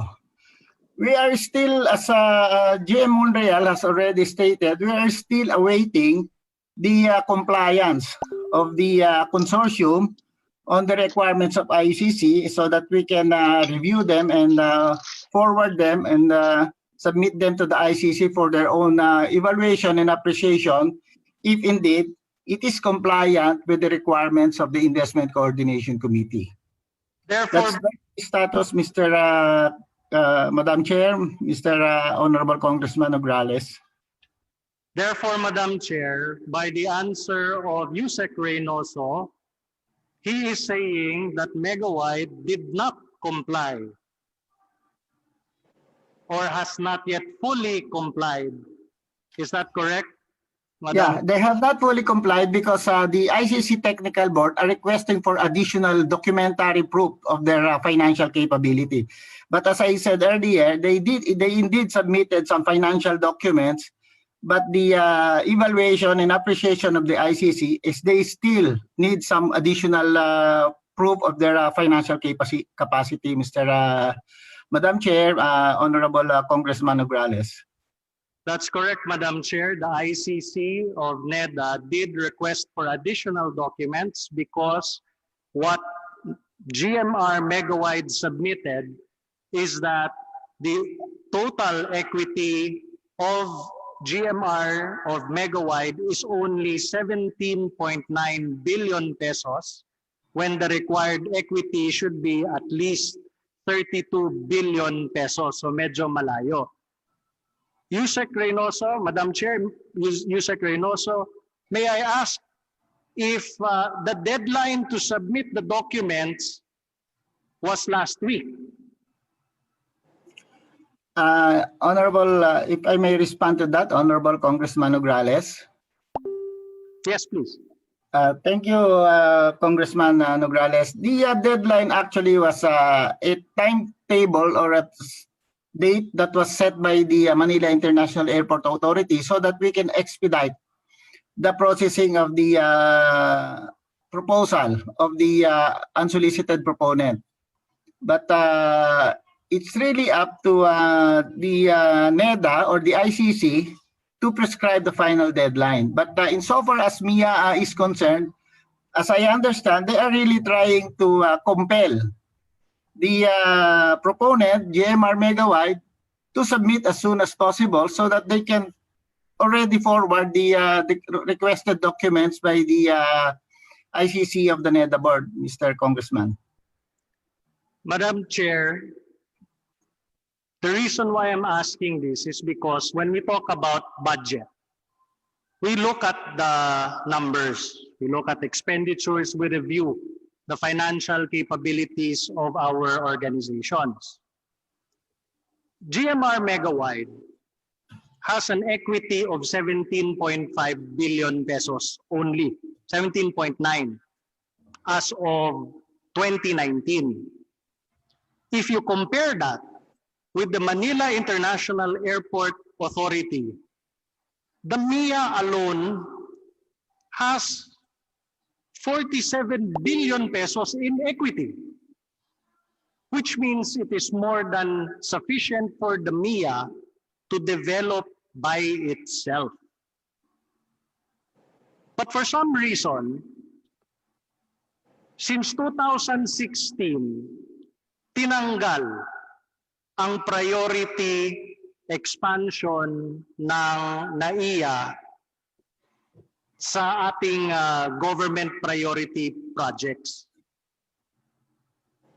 And I cannot think of a reason why it was taken out conveniently despite having enough money, except that they are making it convenient for MIA to not spend the people's money properly so that they can invite private individuals to make money off our passengers. Mukhang mali ata ang pag-utilize ng budget pag ganyan. I'd like to manifest, Madam Chairman, honorable members of this committee, that the 70-30 finance and equity requirement was renegotiated. And during a meeting on Friday, 24 July 2020, the minimum equity requirement was lifted. Wala nang minimum equity requirement dahil hindi nga kaya ng private group na mag-raise ng necessary equity of at least 32 billion pesos dahil kaya lang nila 17 billion. So nakakatakot ito kung ipupursue pa rin ang pag-lift and pagbibigay ng concession na ito. Furthermore, Madam Chairman, honorable members, lumalabas pa dito na binibigyan pa ng extra na pampagana ang private dahil ang original proposal ng private 18 years lang ang concession period. Pinagbigyan in that same meeting on July 24. Sabi, para kumita naman kayo ng mas malaki, gawin na lang 25 years ang concession period ng NAIA. Mukhang hindi ata tama yan. So Madam Chair, I think we have to consider scrutinizing the billions of pesos in MIA, and we must consider na hindi na dapat ituloy etong expansion via these onerous and unfair provisions. Perhaps the Secretary can comment on this, Madam Chair. Secretary DOTr. On the extension of terms, it was not only given to Megawide. The extension of term was even given to the original proponent, the consortium of 7, then 6. Why is this so? Because of the pandemic, the recovery and financial recovery at this time was greatly affected. And that is why the proponents, originally from the consortium of 7, requested for a change. But then in the discussions, what was reached upon was, let's not change the financial numbers, let's not change the financial formula. We'll just give you sufficient time by extending the term by 5 years, in the hope that you can make a recovery with the extension. To the issue, was this given especially favorably only for mega-wide? No, Madam Chairman. This same proposal was given and extended to the original proponent, the consortium of 7, then 6. Madam Chair, I think my time is up. There are many questions that I want to ask regarding this, and I will do so maybe in round 2. Thank you, Madam Chair. Thank you, Kong Nograles. Thank you, sir. The next one to interpret is our senior Deputy Minority Leader, Congresswoman Janet Garin. You are now recognized. Magandang hapon po, Madam Chair. Good afternoon, Secretary Tugade and to the DOTr family. Maraming salamat po sa inyong pagdalo sa Kongreso para makapanayam namin kayo sa usapang budget. Secretary, I'm from the province at marami po kaming mga kababayan na ngayon ay nasa Manila dahil sinusuportaran yung kanilang mga pamilya. Many of them are actually drivers either on jeepneys, yung iba naman po ay motor, yung iba ay mga tricycle. There has been much conflict, discussion, debates, and nuances with regards to the reduction of the required physical distancing. May we inquire from the Honorable Secretary as to the rationale behind this? Secretary Tugate. On the matter of social distancing, number one, let me state the following predicates. The authority to reduce the social distancing from 1 meter is not solely of the making of the DOTr. It is a decision by IATF. The decision to reduce social distancing is not a product of a knee-jerk reaction, but also a product of research and a product of simulation, which we have done at the PNR. Number 3, the reduction of social distancing is not solely within the country. By research and by study, it showed, and we can prove this as we move on. There were other countries that have reduced their physical standing from 1 meter and downwards. Next, the reduction of social standing, we can show that the matter of health and safety is not prejudiced, provided you do strict enforcement and recognition of face mask, face shield, washing of hands. No more unnecessary talking, no eating, no use of cell phones. No asymptomatic, no entry of senior citizen. In a meeting yesterday, there was a group of physicians, which included Dr. Garin, Dr.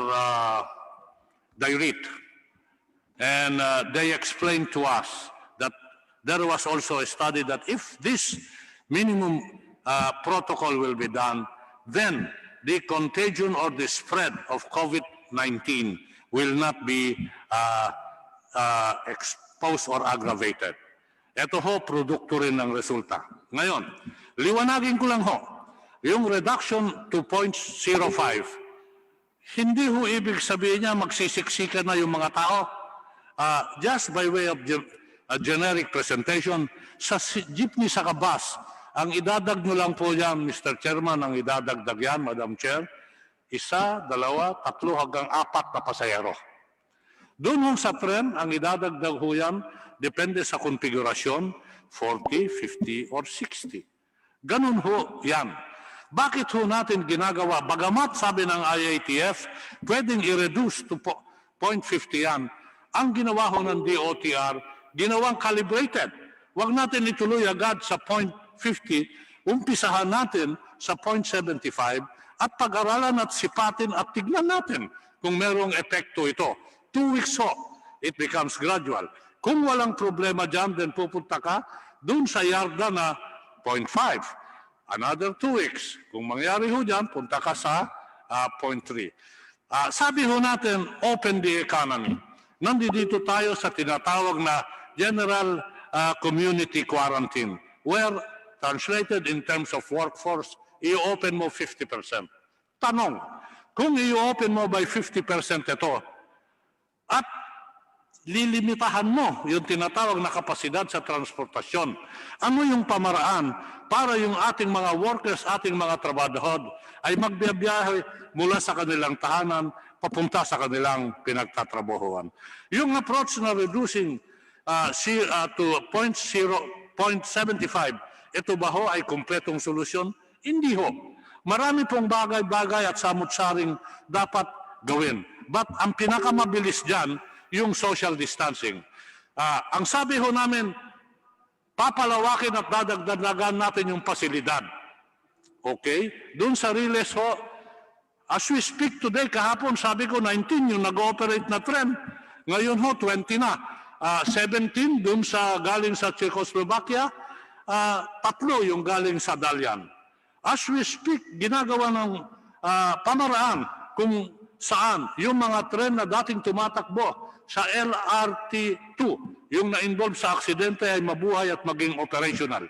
Nandiyan dyan o yung PNR, na kung saan yung pag-importan nila ng mga bagon at mga tren na galing sa Indonesia ay tuluyang darating upang madagdag yung pasilidad.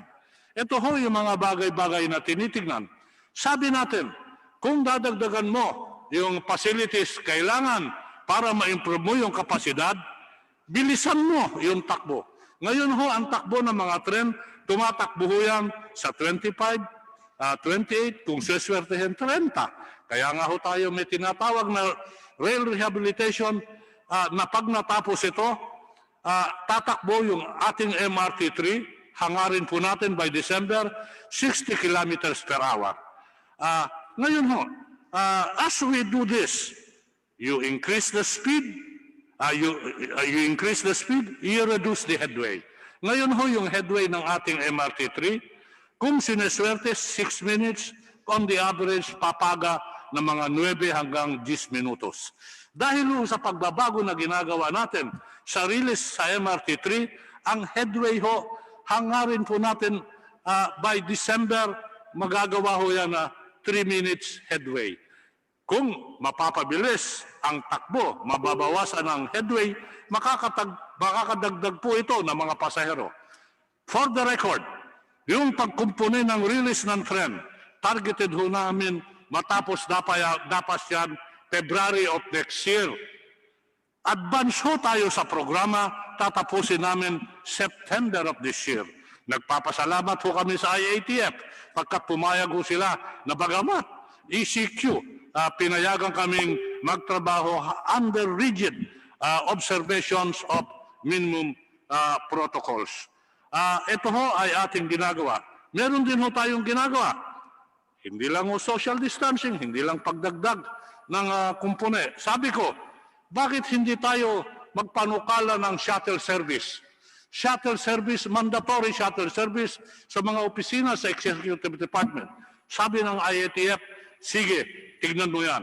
Sabi natin mag-shuttle service compulsory sa mga large services. Libre para benefit ng mga tao. Sabi ng IATF, sige, pwede niyong tignan yan.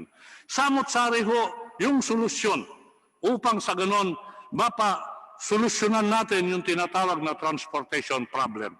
Nandiyan din ho yung sinasabi kong siguro dapat tignan natin yung shifting, yung paggamit ho ng pag-alis, pagbiyahe ng mga tao. Shifting of work, nandiyan yung 4 days week work, nandiyan yung flex time. Siguro ho, dapat pinoprograma natin yan at sisilipin natin yung pagbiyahe sa simbahan ng mga estudyante, lahat ho, samot-sari yan. What am I trying to say? To solve the dearth in transportation, you must have a whole of government approach. Hindi lang po sa tinatawag natin na transportasyon. So ito ho yung paliwanag ko sa... Maraming salamat po, Secretary. Kakibat ng kalusugan ay kabuhayan. Yan po ang interpretasyon ko doon sa sagot mo. At ako po isang-ayon dyan. Dahil people need to eat, work, and live. We cannot just stagnate. dahil may COVID at hindi naman po pwedeng naka-lockdown tayo at hindi tayo gagalaw at hihintayin na lang natin yung bakuna, because if we wait for the vaccine, chances are we will have more non-COVID illnesses. At nung sinabi nga natin kanina na kaakibat ng kalusugan ay kabuhayan, I'm referring to two niches of our society: the drivers and the workers who do not own cars, who cannot commute by motorcycle because it will be very dangerous for them. Kaya ko po ito natanong dahil nagkakaroon po ng maraming pananakot na kapag ikaw ay sumakay sa isang public transport, malamang mahahawa ka. Madam Chair, Honorable DOTr family, kaya ko po ito natanong dahil ramdam po ng aking mga constituents, ramdam po ng aking mga kababayan na mga driver. Ang hinaingan nila is naiintindihan nilang dapat alagaan ang kalusugan. Subalit, ang nangyayari kasi pag masyado natin silang pinipigilan at hindi na nakikita yung katotohanan on the grounds, nagkakaroon po, Honorable Secretary, ng mga kolorum. At yung kolorum ay tambayan ng mga drivers, it becomes natural petri dishes kung saan may direct contact at nag-uusap-usap at nagtatago yung kailangan mamasada. Dagdag pa po dyan, yung ating po mga drivers, Madam Chair, Honorable Secretary, utang po ang kanilang jeep, utang din yung kanilang tricycle. At kung yun naman po ay mako-confiscate, unless magtataas ka ng doble-doble na pamasahe, dun lang sila magiging economically viable ang kanilang operasyon. And we laud your department for having the political will to balance public health and the economy, because we cannot separate the two aspects. Kaya nga po ang isang tanong ko, sa pananaw niyo po ba, pagpipigilan natin ang transportasyon, dadami po ba ang hindi makakapagtrabaho? At kung marami po bang hindi makakapagtrabaho, dahil po marami na po kayong ahensya na nahawakan, ano po ang pananaw niyo ang mangyayari sa isang komunidad, sa isang bayan, sa isang bansa kapag hindi makabalik sa trabaho yung ating mga kababayan? Madam Chair? Mr. Secretary? I agree with the manifestation of Congresswoman Janet. Yung sa kalusugan, binibigyan diin at pansin ho namin yung kalusugan ng mga mamayan. Kaya nga po, bago namin inilunsad itong proyektong ito, ang ginawa po namin ay nagkonsulta rin kami sa mga doktor, sa Philippine Medical Association, sa mga doktor na kung saan sinasabi nila, kung gagawin mong strict enforcement, yung mga minimum protocol, maiibsan at mababawasan yung tinatawag nilang spread kung babawasan mo yung 1 meter social distancing.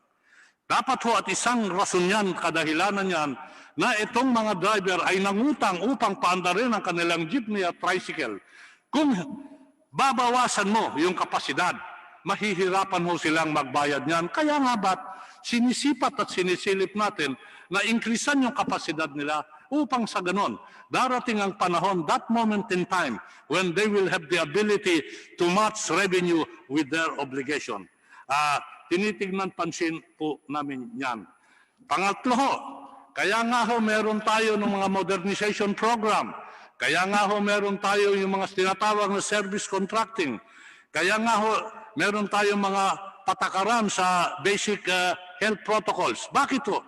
Kasi ho binabalanse natin yung kalusugan ng mamamayan, yung mga mananakay, pati na yung mga driver sa pangangailangan sa kanilang paghahanap buhay. Tatanungin ko kayo, kung sa GCG, kapareho ng sinabi ko kanina, sabi palawakin ang negosyo 50%, maganda at ginagawa yan. Kung wala naman hong masakyan, yung mga ordinary laborers, paano ho sisigla ang ating ekonomiya? Ayun ho yung economic mandates. Secretary, Distancing. Yeah. Secretary, agawin ko lang po doon at makatanong po ako. Sa pananaw niyo, kung wala pong public That will be your last question. Please proceed. Yes, Mr. Chair. Secretary, kung wala pong public transport, ilang porsyento ng ating mga trabahante ang hindi makakapasok sa trabaho, hindi makakabili ng pagkain para sa kanilang pamilya, hindi makakabili ng gamot para sa kanilang mga kamag-anak na may maintenance medication? At ilan po, ano po ang epekto nito sa pangkabuuang kalusugan at survival ng ating bansa? Agawin ko lang po, Secretary. Yun po yung unang tanong ko, ilang porsyento ang hindi makakapagtrabaho kapag hindi natin ibalik ang public transport, of course, with the strict safeguards that you have mentioned. At sa pananaw nyo naman po, bilang isang leader, kailangan po ba nating hintayin lang ang bakuna? Or do we need to instead live with the virus? Because in our experience with the Spanish flu, nagkaroon po ng 3 taon before pumasok yung bakuna. At ang nangyari po, sang-ayon sa ating history, hinanap ng tao, ginawan ng paraan how to coexist with the virus. Your comments on this, please. Thank you very much, Senior Deputy Minority Leader. That will be your last question. Mr. Secretary. Una ho, yung actual number, physical number, kung ilan yung hindi makakasakay, hindi ko mabibigay ngayon yan. Siguro kung sa aking mga kasamahan, meron makakapagbigay, ibibigay ko sa kanila yung floor.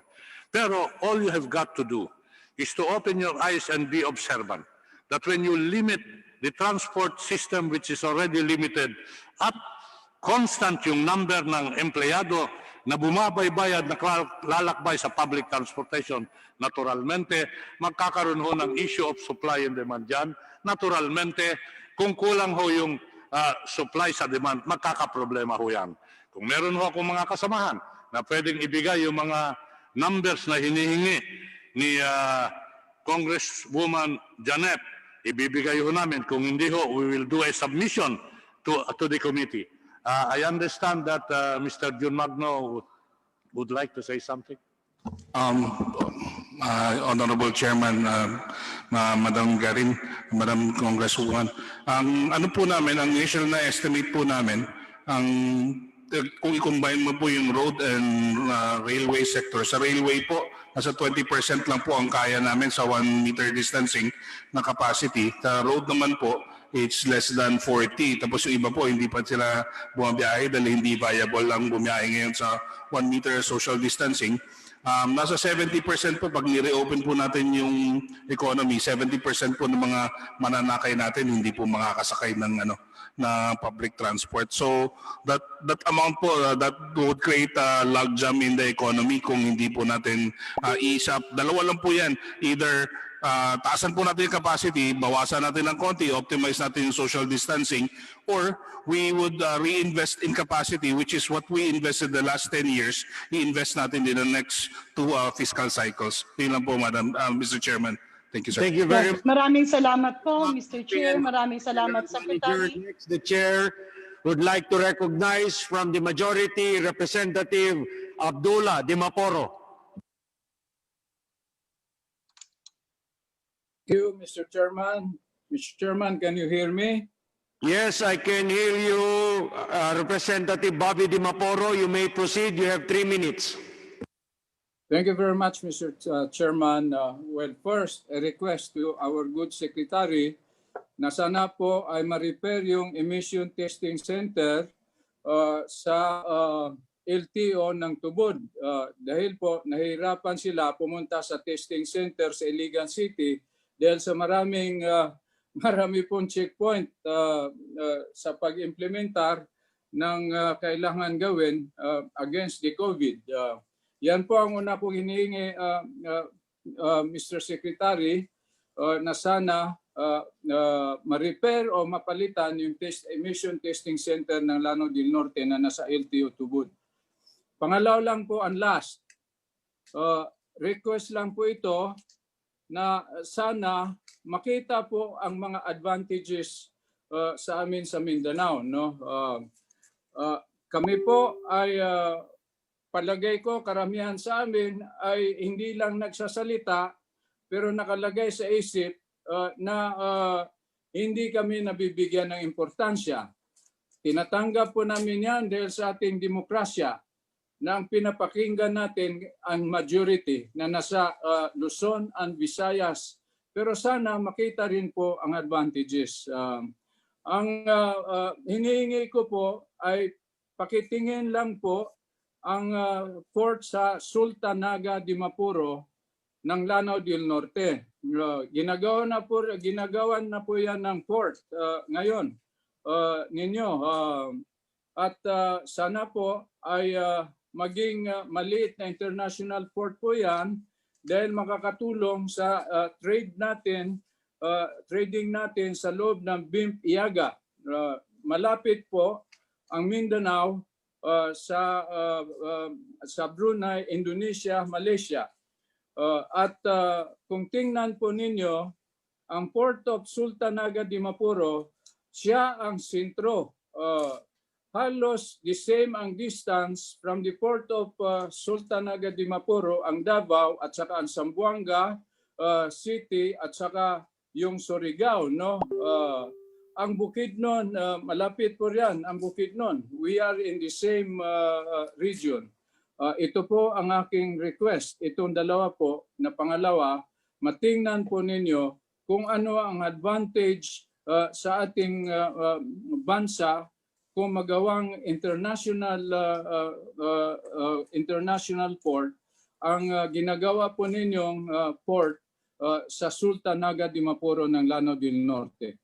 So those are my requests, Mr. Chairman, and I believe that the good Secretary Tugadi has heard me, and I hope for his very kind attention and look into my requests. Thank you, Mr. Chairman. Thank you very much, Congressman Bobby Di Maporo. Before I recognize Secretary R. Tugade, I'd like to recognize the presence on the floor Deputy Speaker El Rey Villapuerte, who is Deputy Speaker for Finance. Secretary Tugade. Napag-usapan na ho namin at batid ko yung kahirapan ng napupunta sa Lanao del Norte doon sa issue ng smoke emission. Kaya lang napunta ho tayo sa punto na kung saan yung smoke emission ay papalitan ho natin ng MBIS. Nung dito sa programang ito, nung nakaraang 2 o 3 linggo, nakapulong ko ho si Congressman Di Mapuro na kung saan nagkasundo kami na yung alokasyon na ibibigay na MBIS sa Lanao del Norte na dati isa lang ay madadagdagan po na magiging 2 o 3.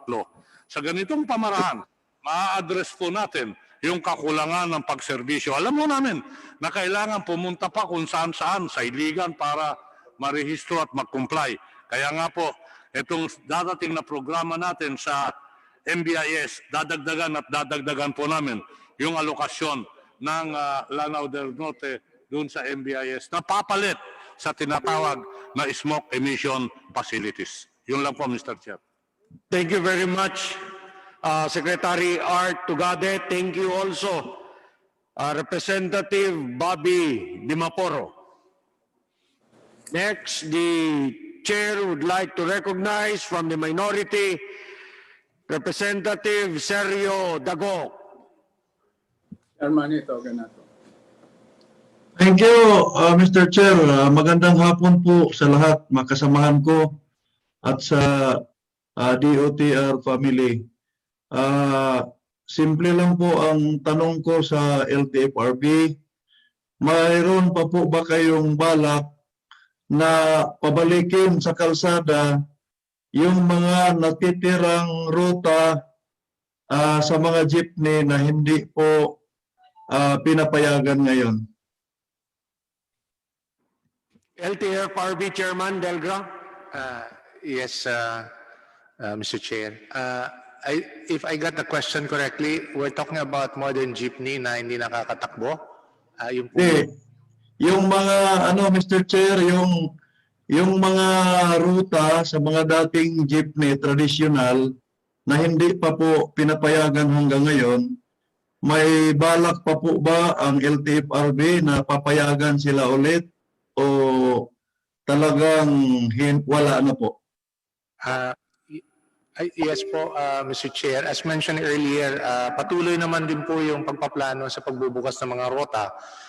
If I may, I think as I've said, the complexity of having to plan out and open up routes really is to understand the interconnectivity of modes. Pero rest assured po, tuloy-tuloy po yung pagbubukas ng mga rota po insofar as all modes of public transport, lalong-lalo na sa jeepney po. I want to be specific, Mr. Chair. Yung po bang ruta ng Malanday, Recto, National Highway Recto ay may pag-asa pa po ba yung mga driver na yan na makakabalik? Mr. Chair, if I may. Yes, LTFRB Chairman. Yes. If I may, Mr. Chair, that issue was actually brought to our attention. And as I've made mention about what we have been doing since the start when we opened up public transport and we started with the buses, there are a number of areas where we need to, as a consequence of route rationalization, kung saan inuna po natin yung mga bus. And I understand that is one of the routes that was affected. But our policy there is to look for other routes by which that same group of operators or drivers who may be affected as a result of this route rationalization would still be able to run, so that we'll be able to provide not just income on the part of the driver and operator, but to serve other routes or other roads without routes for which the commuters would need. Rest assured, Your Honor, that we are actually addressing that issue insofar as the one that that was referred to.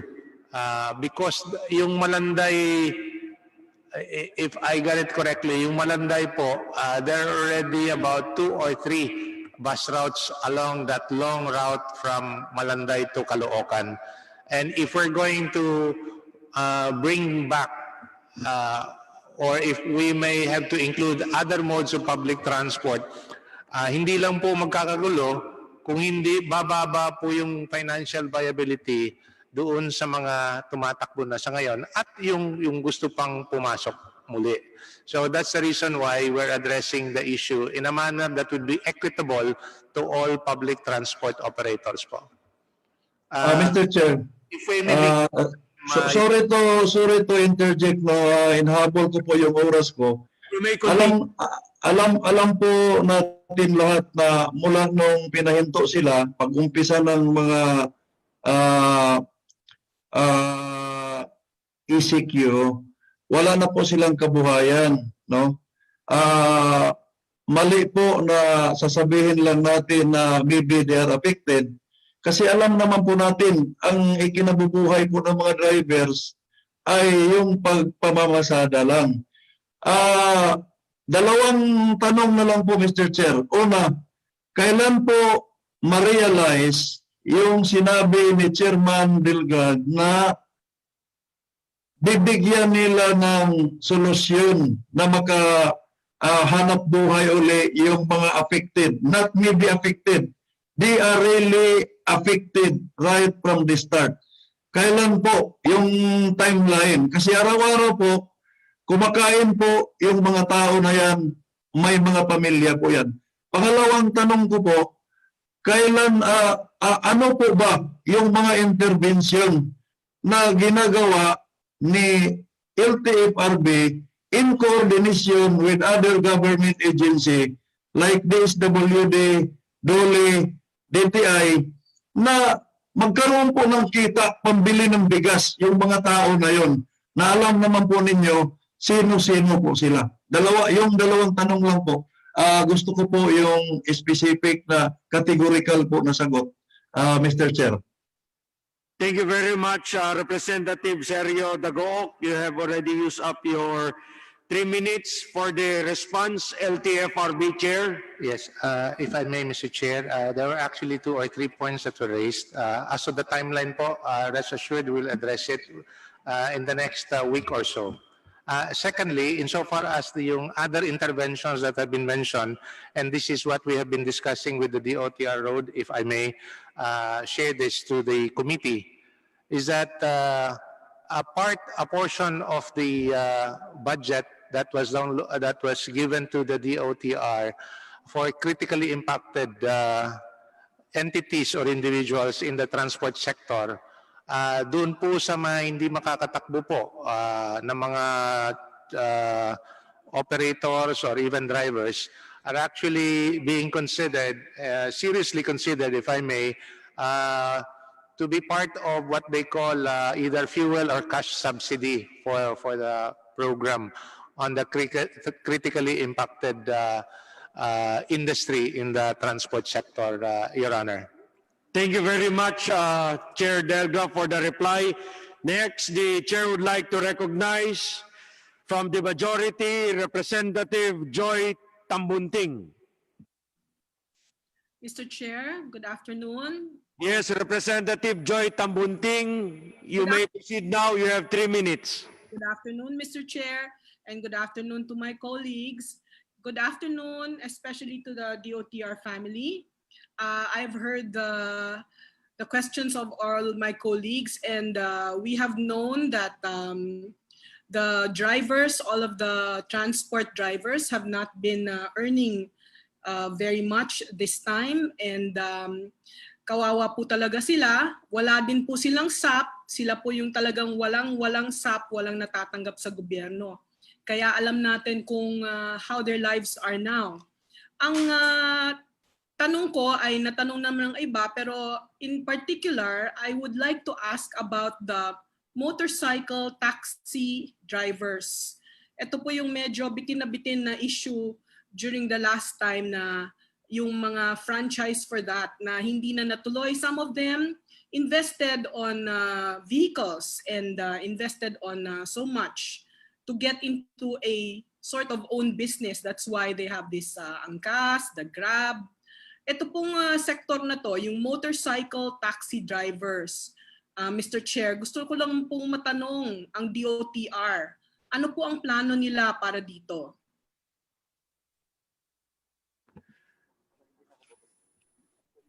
Mr. Chair, yes, from DOTr, the Chair would like to recognize ASEC Edgar Galvante. Thank you very much, Mr. Chairman. Congresswoman, good afternoon. As far as the technical working group for the motorcycle taxi is concerned, binigyan po sila ng pagkakataon yung mga participants na ito na mag-participate doon sa pilot run ng motorcycle taxi. At natapos na po yung binigay na period dito noong March 23. At bagamat nagkaroon po ng naudlot po ito ng kaunti dahil nga nung nagkaroon ng pandemic situation, nakapag-provide na po, nag-submit na po yung technical working group ng observation ito ayon doon sa kung dapat ng bigyan ng pahintulutan through law kung payagan silang magsakay ng pasahero. Nai-submit po namin ang aming observation ng aming report at nag-aantay lang po kami ng karagdagan pang kautusan sa nakatataas kung ito po'y magpapatuloy pa bilang pilot or makakagawa na po ng batas para ito'y authorize na yung pagkakaroon ng motorcycle taxi, Mr. Chair. Representative Tambunting, you still have a question? Yes. Maraming salamat po doon. I would like to have a copy of that report, and I'd like to know if, in particular, was that a report done pre-pandemia, or a report done pre-pandemia? Kasi March 25 ang sinabi po niya, pandemya na po nun eh. So baka nagkakaiba ang mga reports na naririnig ko. So I would like a report on that. I would like a copy of that report. And one last question, Mr. Chair. Yung pong Metro Manila subway, because my constituents in particular are very, very involved and affected by this. I would like also to commend Secretary our very good secretary, because he has been sending a very good USEC to explain about the Metro Subway. USEC Batan, I would like to congratulate you on also explaining to us in our Metro Manila group regarding the subway. But in particular now, because it's a pandemia, I would like to know what is the situation and what is the update on this particular project, the Metro Manila Subway, especially in Parañaque. Good morning po, Madam Chair. Yes, Mr. Chair. Sorry. Yusek Batan. Mr. Chair, the Metro Manila Subway project po, the latest development, our first tunnel boring machine po was completed earlier this month. We can flash on the screen po the tunnel boring machine virtual ceremony that we had po from Japan. Can we flash on the screen? This will be delivered po. The first tunnel boring machine will be delivered in January 2021, and the second tunnel boring machine po will be delivered by February, and 4 additional machines po will be delivered throughout 2021. Now, in Parañaque po, so ito po, you can see on the screen that is already ours, and that will be delivered po in January. In Parañaque po, Mr. Chair, currently po, we are coordinating with the concerned barangay sa San Martin de Porres po for United Hills Village and the UPS Village po in order to determine the least intrusive possible configuration of the subway and the North-South Commuter Rail para po ma-minimize yung affected po natin na mga residents and property owners po sa San Martin de Porres barangay po in Parañaque. Thank you po, Mr. Chair. Thank you.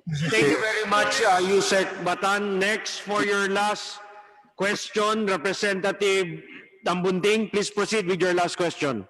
Mr. Chair. Yeah, it's just a manifestation. I would like to congratulate the Secretary and USEC for all of the good works being done for the Metro Subway. Maraming salamat po sa inyo. Mr. Chair, Representative Mr. Chair, Sarmiento. I want to interject on the manifestation of the Honorable Tambunting pertinent to the motorcycle taxi. True enough, there was a report submitted to the Committee on Transportation, and there was a formal motion, in fact, Mr. Chair, requesting for the continuity of the motorcycle taxi, since we still lack data for us to craft the law. And this was made into a formal motion, again, for the information of Basi Galvante, and we're hoping that this is, again, the motion of the House of Representatives requesting for the continuity of the motorcycle taxi. And in fact, an official communication was sent to IATF, and even up to now, we're still awaiting for the response of the executive if ever the motorcycle taxi will be allowed again in Luzon, Visayas, and Mindanao for us to have the pertinent information to craft the law and to amend RA 4165, Mr. Chair. Thank you very much, Congressman Sarmiento, Chair of the Committee on Transportation. Next, the Chair would like to recognize from the minority, Representative Zarate. Thank you, Mr. Chair. Balikan ko na lang yung mga naiwan kong points kanina. No? But before that, may I remind the DOTr to submit the report that we previously requested before the plenary. I have 3 more items, short items. First is the concrete barriers in Edsa. No? Previously, there was already, Mr. Chair, an announcement that the department already procured concrete barriers. But recently, sabi nila papalitan na naman ito ng steel bollards. No? So, ang related question ko dyan, Mr. Chair, is it true that the department already spent 154.8 million on that concrete barriers? And may we know which company was the winning bidder for that? And related dito sa steel bollards, so are we saying now na papalitan yung concrete barriers, gumastos na tayo, bibili uli ng steel bollards, and sino po ang nanalo uli na bidder dyan, and how much each unit, no? Then related to that, EDSA pa rin ito doon sa busway project naman, no? I don't have to discuss this thoroughly, but ang related questions ko dyan, how many median bus stops were already opened and being used along EDSA? How many more pedestrian overpasses will be constructed or were already constructed as median bus stops, no? So, and ang naguguluhan ako rito, kailangan ba silang tumawid, no? From the other side to the other side para lang magamit ito. So, those are the questions related to that EDSA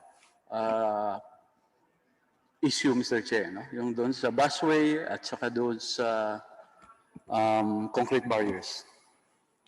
If I may, get the reaction, Mr. Chair. Yes, sir. If I may, Madam Chair, Mr. Chair, if I may. Yes, DOTr. Yes, sir.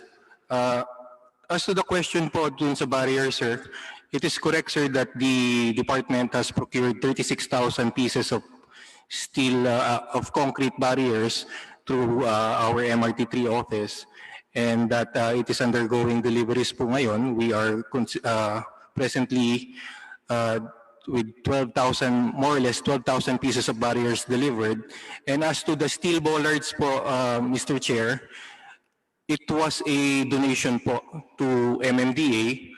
I understand that there was a donation of right now 6,000 pieces po, which was utilized by MMDA to certain portions of EDSA po, particularly yung mga medyo 4 lanes lang po natin. As to the median bus stops po, as of today, just for a while, so the steel bollards will not replace the concrete barriers, is that correct, Mr. Chair? Sir, it will replace in the sense, sir, that we will utilize the 6,000 pieces, sir. So for the rest of the EDSA busway, sir, we will still utilize the concrete barriers. As of now, sir, we also are utilizing 5 median bus stops, which are the following, sir: Guadalupe, Ortigas, Main Avenue, Santolan, Nepa-Q-Mart, Quezon Avenue, and North Avenue stations po. But a total of 16 will be done in the interim, and for the permanent bus stops po natin, we are intending to have 29 bus stops.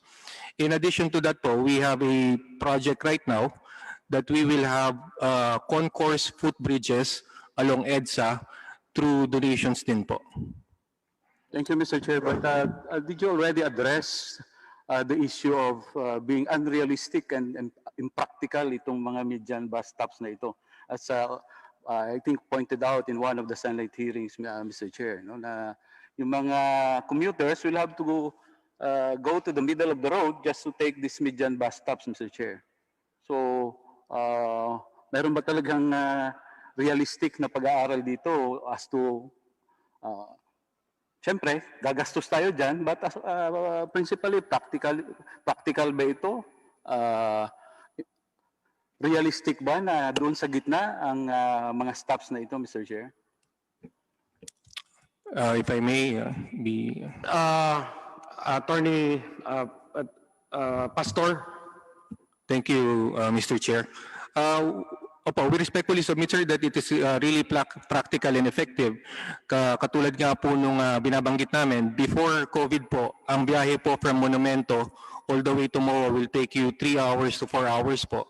But considering that we are now using the median bus lanes po ngayon and it's a dedicated lane, you can travel from Monumento po to MOA in an hour. So because of this po, we are eliminating, because of the median busway, we are eliminating po yung turning traffic. So kaya po ito dire-diretso ang ating biyahe, and it is more effective and efficient for our passengers. At ang atin po sanang adhikain dito ay we can convince our motorists po that instead of bringing their private vehicles, gamitin ho nila ang ating public transport. Thank you, Mr. Finally, just a manifestation. Yes, for your last question, Representative Sarate. Mr. Chair. Thank you for that answer. No? Kung may, Thank you, sir. may study naman, please provide us. But sa final manifestation, Mr. Chair, no, sinususugan ko at sinasamahan ko yung ating mga kasamahan kanina dun sa tanong ng pagbabalik ng public transport. No? But, because it's very ironic, we are regulating heavily the public transport, pero yung private transport naman, libo-libo lumalabas na sila. No? At ilan lang sumasakay dyan. Pero yung public transport, hanggang ngayon, hindi pa sila lahat nakabalik. No? So, umalis na kasi si Secretary Tugade. Nasubukan na ba ninyo? No? Secretary Tugade, Chairman Delgra, and other transport officials, nasubukan na ba ninyong mag-commute, either by bus or by jeep, sa panahon ngayon? Kung gaano kahirap para sa ating mga ordinaryong mamamayan, na kulang yung sasakyan, no? At ang iba naglalakad ng ilang oras. No? So kaya, not only here in Metro Manila, but in other parts of the country probably. No? Kaya sinasamahan ko yung ating mga kasamahan dito. Well, you are saying that continuing yung pag-aaral, no? Paano makabalik yung public transport, but do it as up. No? Dahil hand to mouth ang existence ng ating mga driver. No? Hindi katulad yung nung mga may private transport. No? Siguro mga middle class, mayayaman niya, but our public transport drivers, hand to mouth yan. Siguro nakita nyo yan, nagpapalimos sila. No? Kasi hindi sila nakakatakbo. So I think yun siguro yung i-prioritize natin. And again, I have to register here na while we are in a situation of pandemya or pandemic, while the department is saying na hindi naman talaga tinutulak yung while yung modernization is, you know, it's may sariling phase yun, but the way we see it now, you're fast-tracking the so-called modernization program, no? Taking advantage of the situation that we are in a pandemic, no? At the expense of our lowly drivers and operators, no? So again, Mr. Chair, I hope these things will be addressed by our transport officials, and if we can get a reaction from them, we will appreciate that, Mr. Chair. Thank you for that last question, Representative Zarate. Attorney Pastor.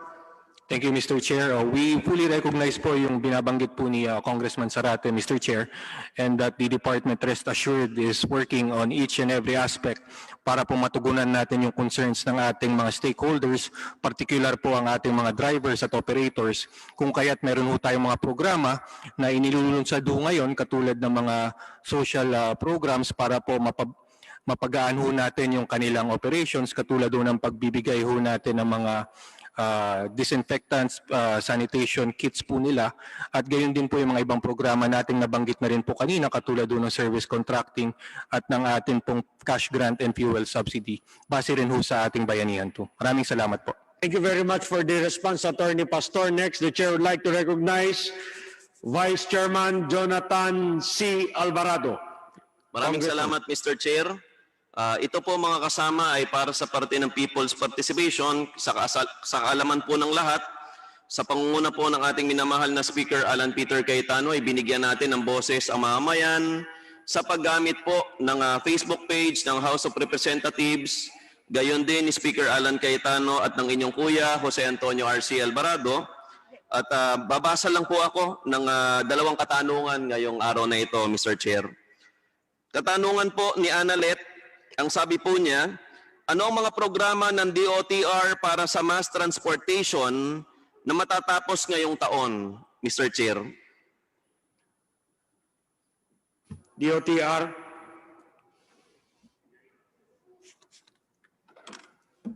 Yusek TJ Batan. Mr. Chair, good afternoon po. Mr. Chair, for the railway sector po, yung pinakauna po nating matatapos na mass transport project will be our LRT2 East Extension. Ito po yung 4-kilometer extension ng existing po nating LRT2 into Marikina and Antipolo. Kasunod po niyan, Mr. Chair, by the middle po of next year, maybe we can flash the screen. I-flash po natin yung schedule ng mga partial and full operations natin. Kasunod po, after April next year, ang kasunod po natin will be our common station, which is scheduled po by July of 2021. Ang MRT-7 po natin, pati po ang LRT-1 Cavite Extension are scheduled po for partial operability by December of 2021.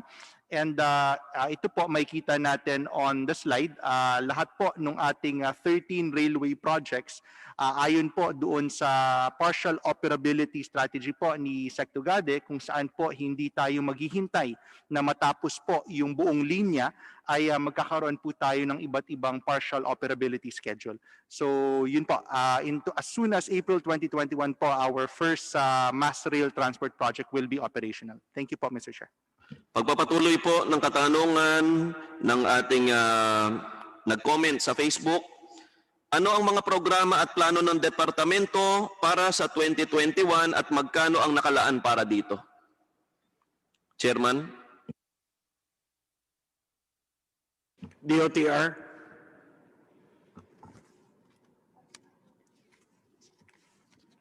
The chair would like to recognize Yusek Gary de Guzman. Mr. Chair, patuloy na paglilinaw po, yung katanungan po niya ay nakadugtong sa mga programang matatapos. At magkano daw po yung sa matatapos nitong taong 2021 na mga proyekto ng DOTr, magkano ang nakalaan para dito? Para ho sa taong 2021, ang naibigay hong allocation sa amin ng DBM para sa capital outlays namin ay 112 billion pesos. Ang amount po na 112 billion, ang nakalaan po para sa rail projects ay 99 billion. Mr. Chair, medyo malabo po ang sagot. Ang tanong lang po ng nag-comment ay sa programang matatapos ngayong 2021, magkano yung nakalaan doon sa programang matatapos na implementable by 2021? Hindi po tinatanong yung kabuang budget ng DOTr, Mr. Chair. Mr. Chair, if I may.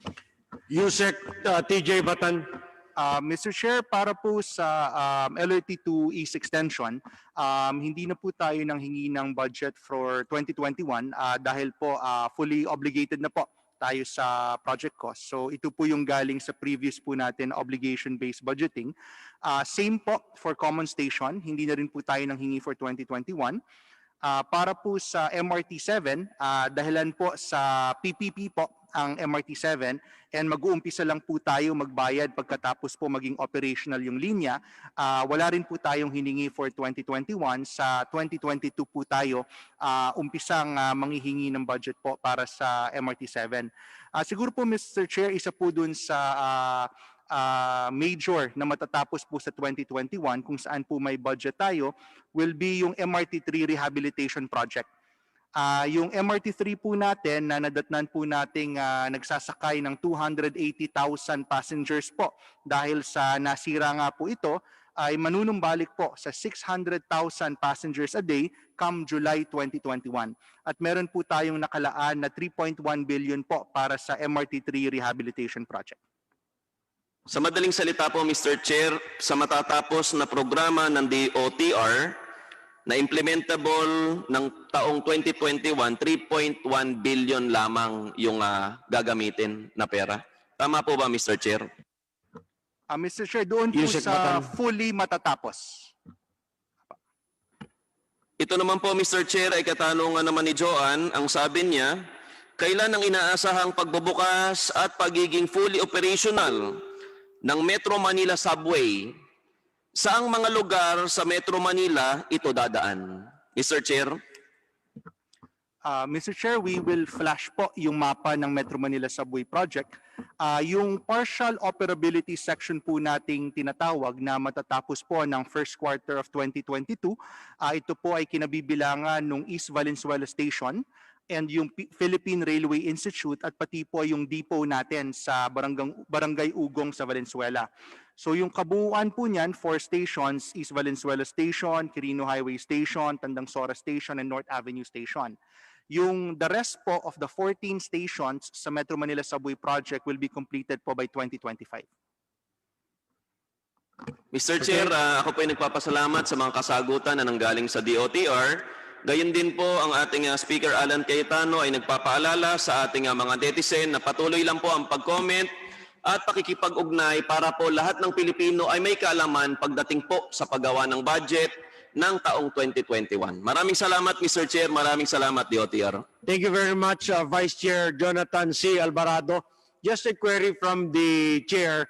There was a mention a while ago of airports by CAAP, Captain Sijonko, and I would just want to get a categorical statement from the Secretary of the Department of Transportation. This is one close to the heart of Zamboangueños. I'm referring to the new Zamboanga International Airport. Meron pong mga balita, Mr. Secretary, na nag-announce sila doon sa Zamboanga City, particularly in Western Mindanao, na kinansela na or the new Zamboanga International Airport project has been scrapped o binasura na.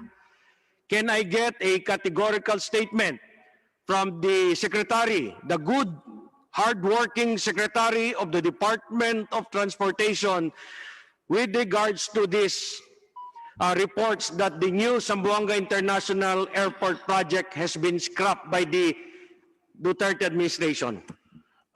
Madam Chair, for the record, alam niyo ito si Congressman Manix Dalipe. Follow-up ng follow-up ito sa mga airport sa Zamboanga. Pati na dito, nagpa-follow-up pa rin. Ganyan ho, katindi ng kakulitan si Congressman Dalipe para sa Zamboanga. I say this to express my appreciation for your commitment to your province. Let me answer your points squarely. Number one, we continue to work and improve the existing Zamboanga Airport. As we continue to improve and work on the existing Zamboanga Airport, there is no plan whatsoever at this moment to scrap the program of putting up a new international airport in Zamboanga. Wala po ho yan sa radar namin na iskrapin yung project na yon. I hope that I satisfy the question being raised by Congressman Dalipe. Sir. Thank you very much, Mr. Secretary. At least we got a straight answer from you that the new Zamboanga International Airport project is not being scrapped. I get a nod also from Undersecretary Gary De Guzman. And may I know from USEC Gary De Guzman, how much are you allotting for the next tranche for site acquisition, for right-of-way, for the purchase of the area for the new Zamboanga International Airport in Mercedes? It will depend on the program to be made by the aviation group. Maybe DG Jim Sijonko can answer the specifics. Yes, through the chair. We'd like to recognize from CAAP, Captain Sijonko, magkano po yung allotted nyo for the next tranche for the site acquisition or right-of-way acquisition of the new Zamboanga International Airport in Mercedes? The DOTr is proposing 700 million for calendar year 2021 for the development site acquisition for the new Zamboanga International Airport, Mr. Chair. Thank you very much. Thank you also. Thank you for that answer, Captain Sijonko. Maraming salamat rin, Secretary Art Tugade and the DOTr family, Western Mindanao, particularly the city of Zamboanga, will never forget your intention to really develop that regional airport in Western Mindanao, the new Zamboanga International Airport.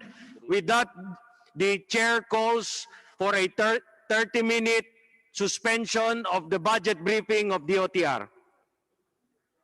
Mr. Chair, while I agree with the 30-minute suspension, can I get an assurance that I will be called next when we resume? Yes, opo. Yes, no, don't worry, Representative Bong Suntay. You are next in line. Thank you very much. I will make sure that the Vice Chair, Mickey Violago, will really call you up next.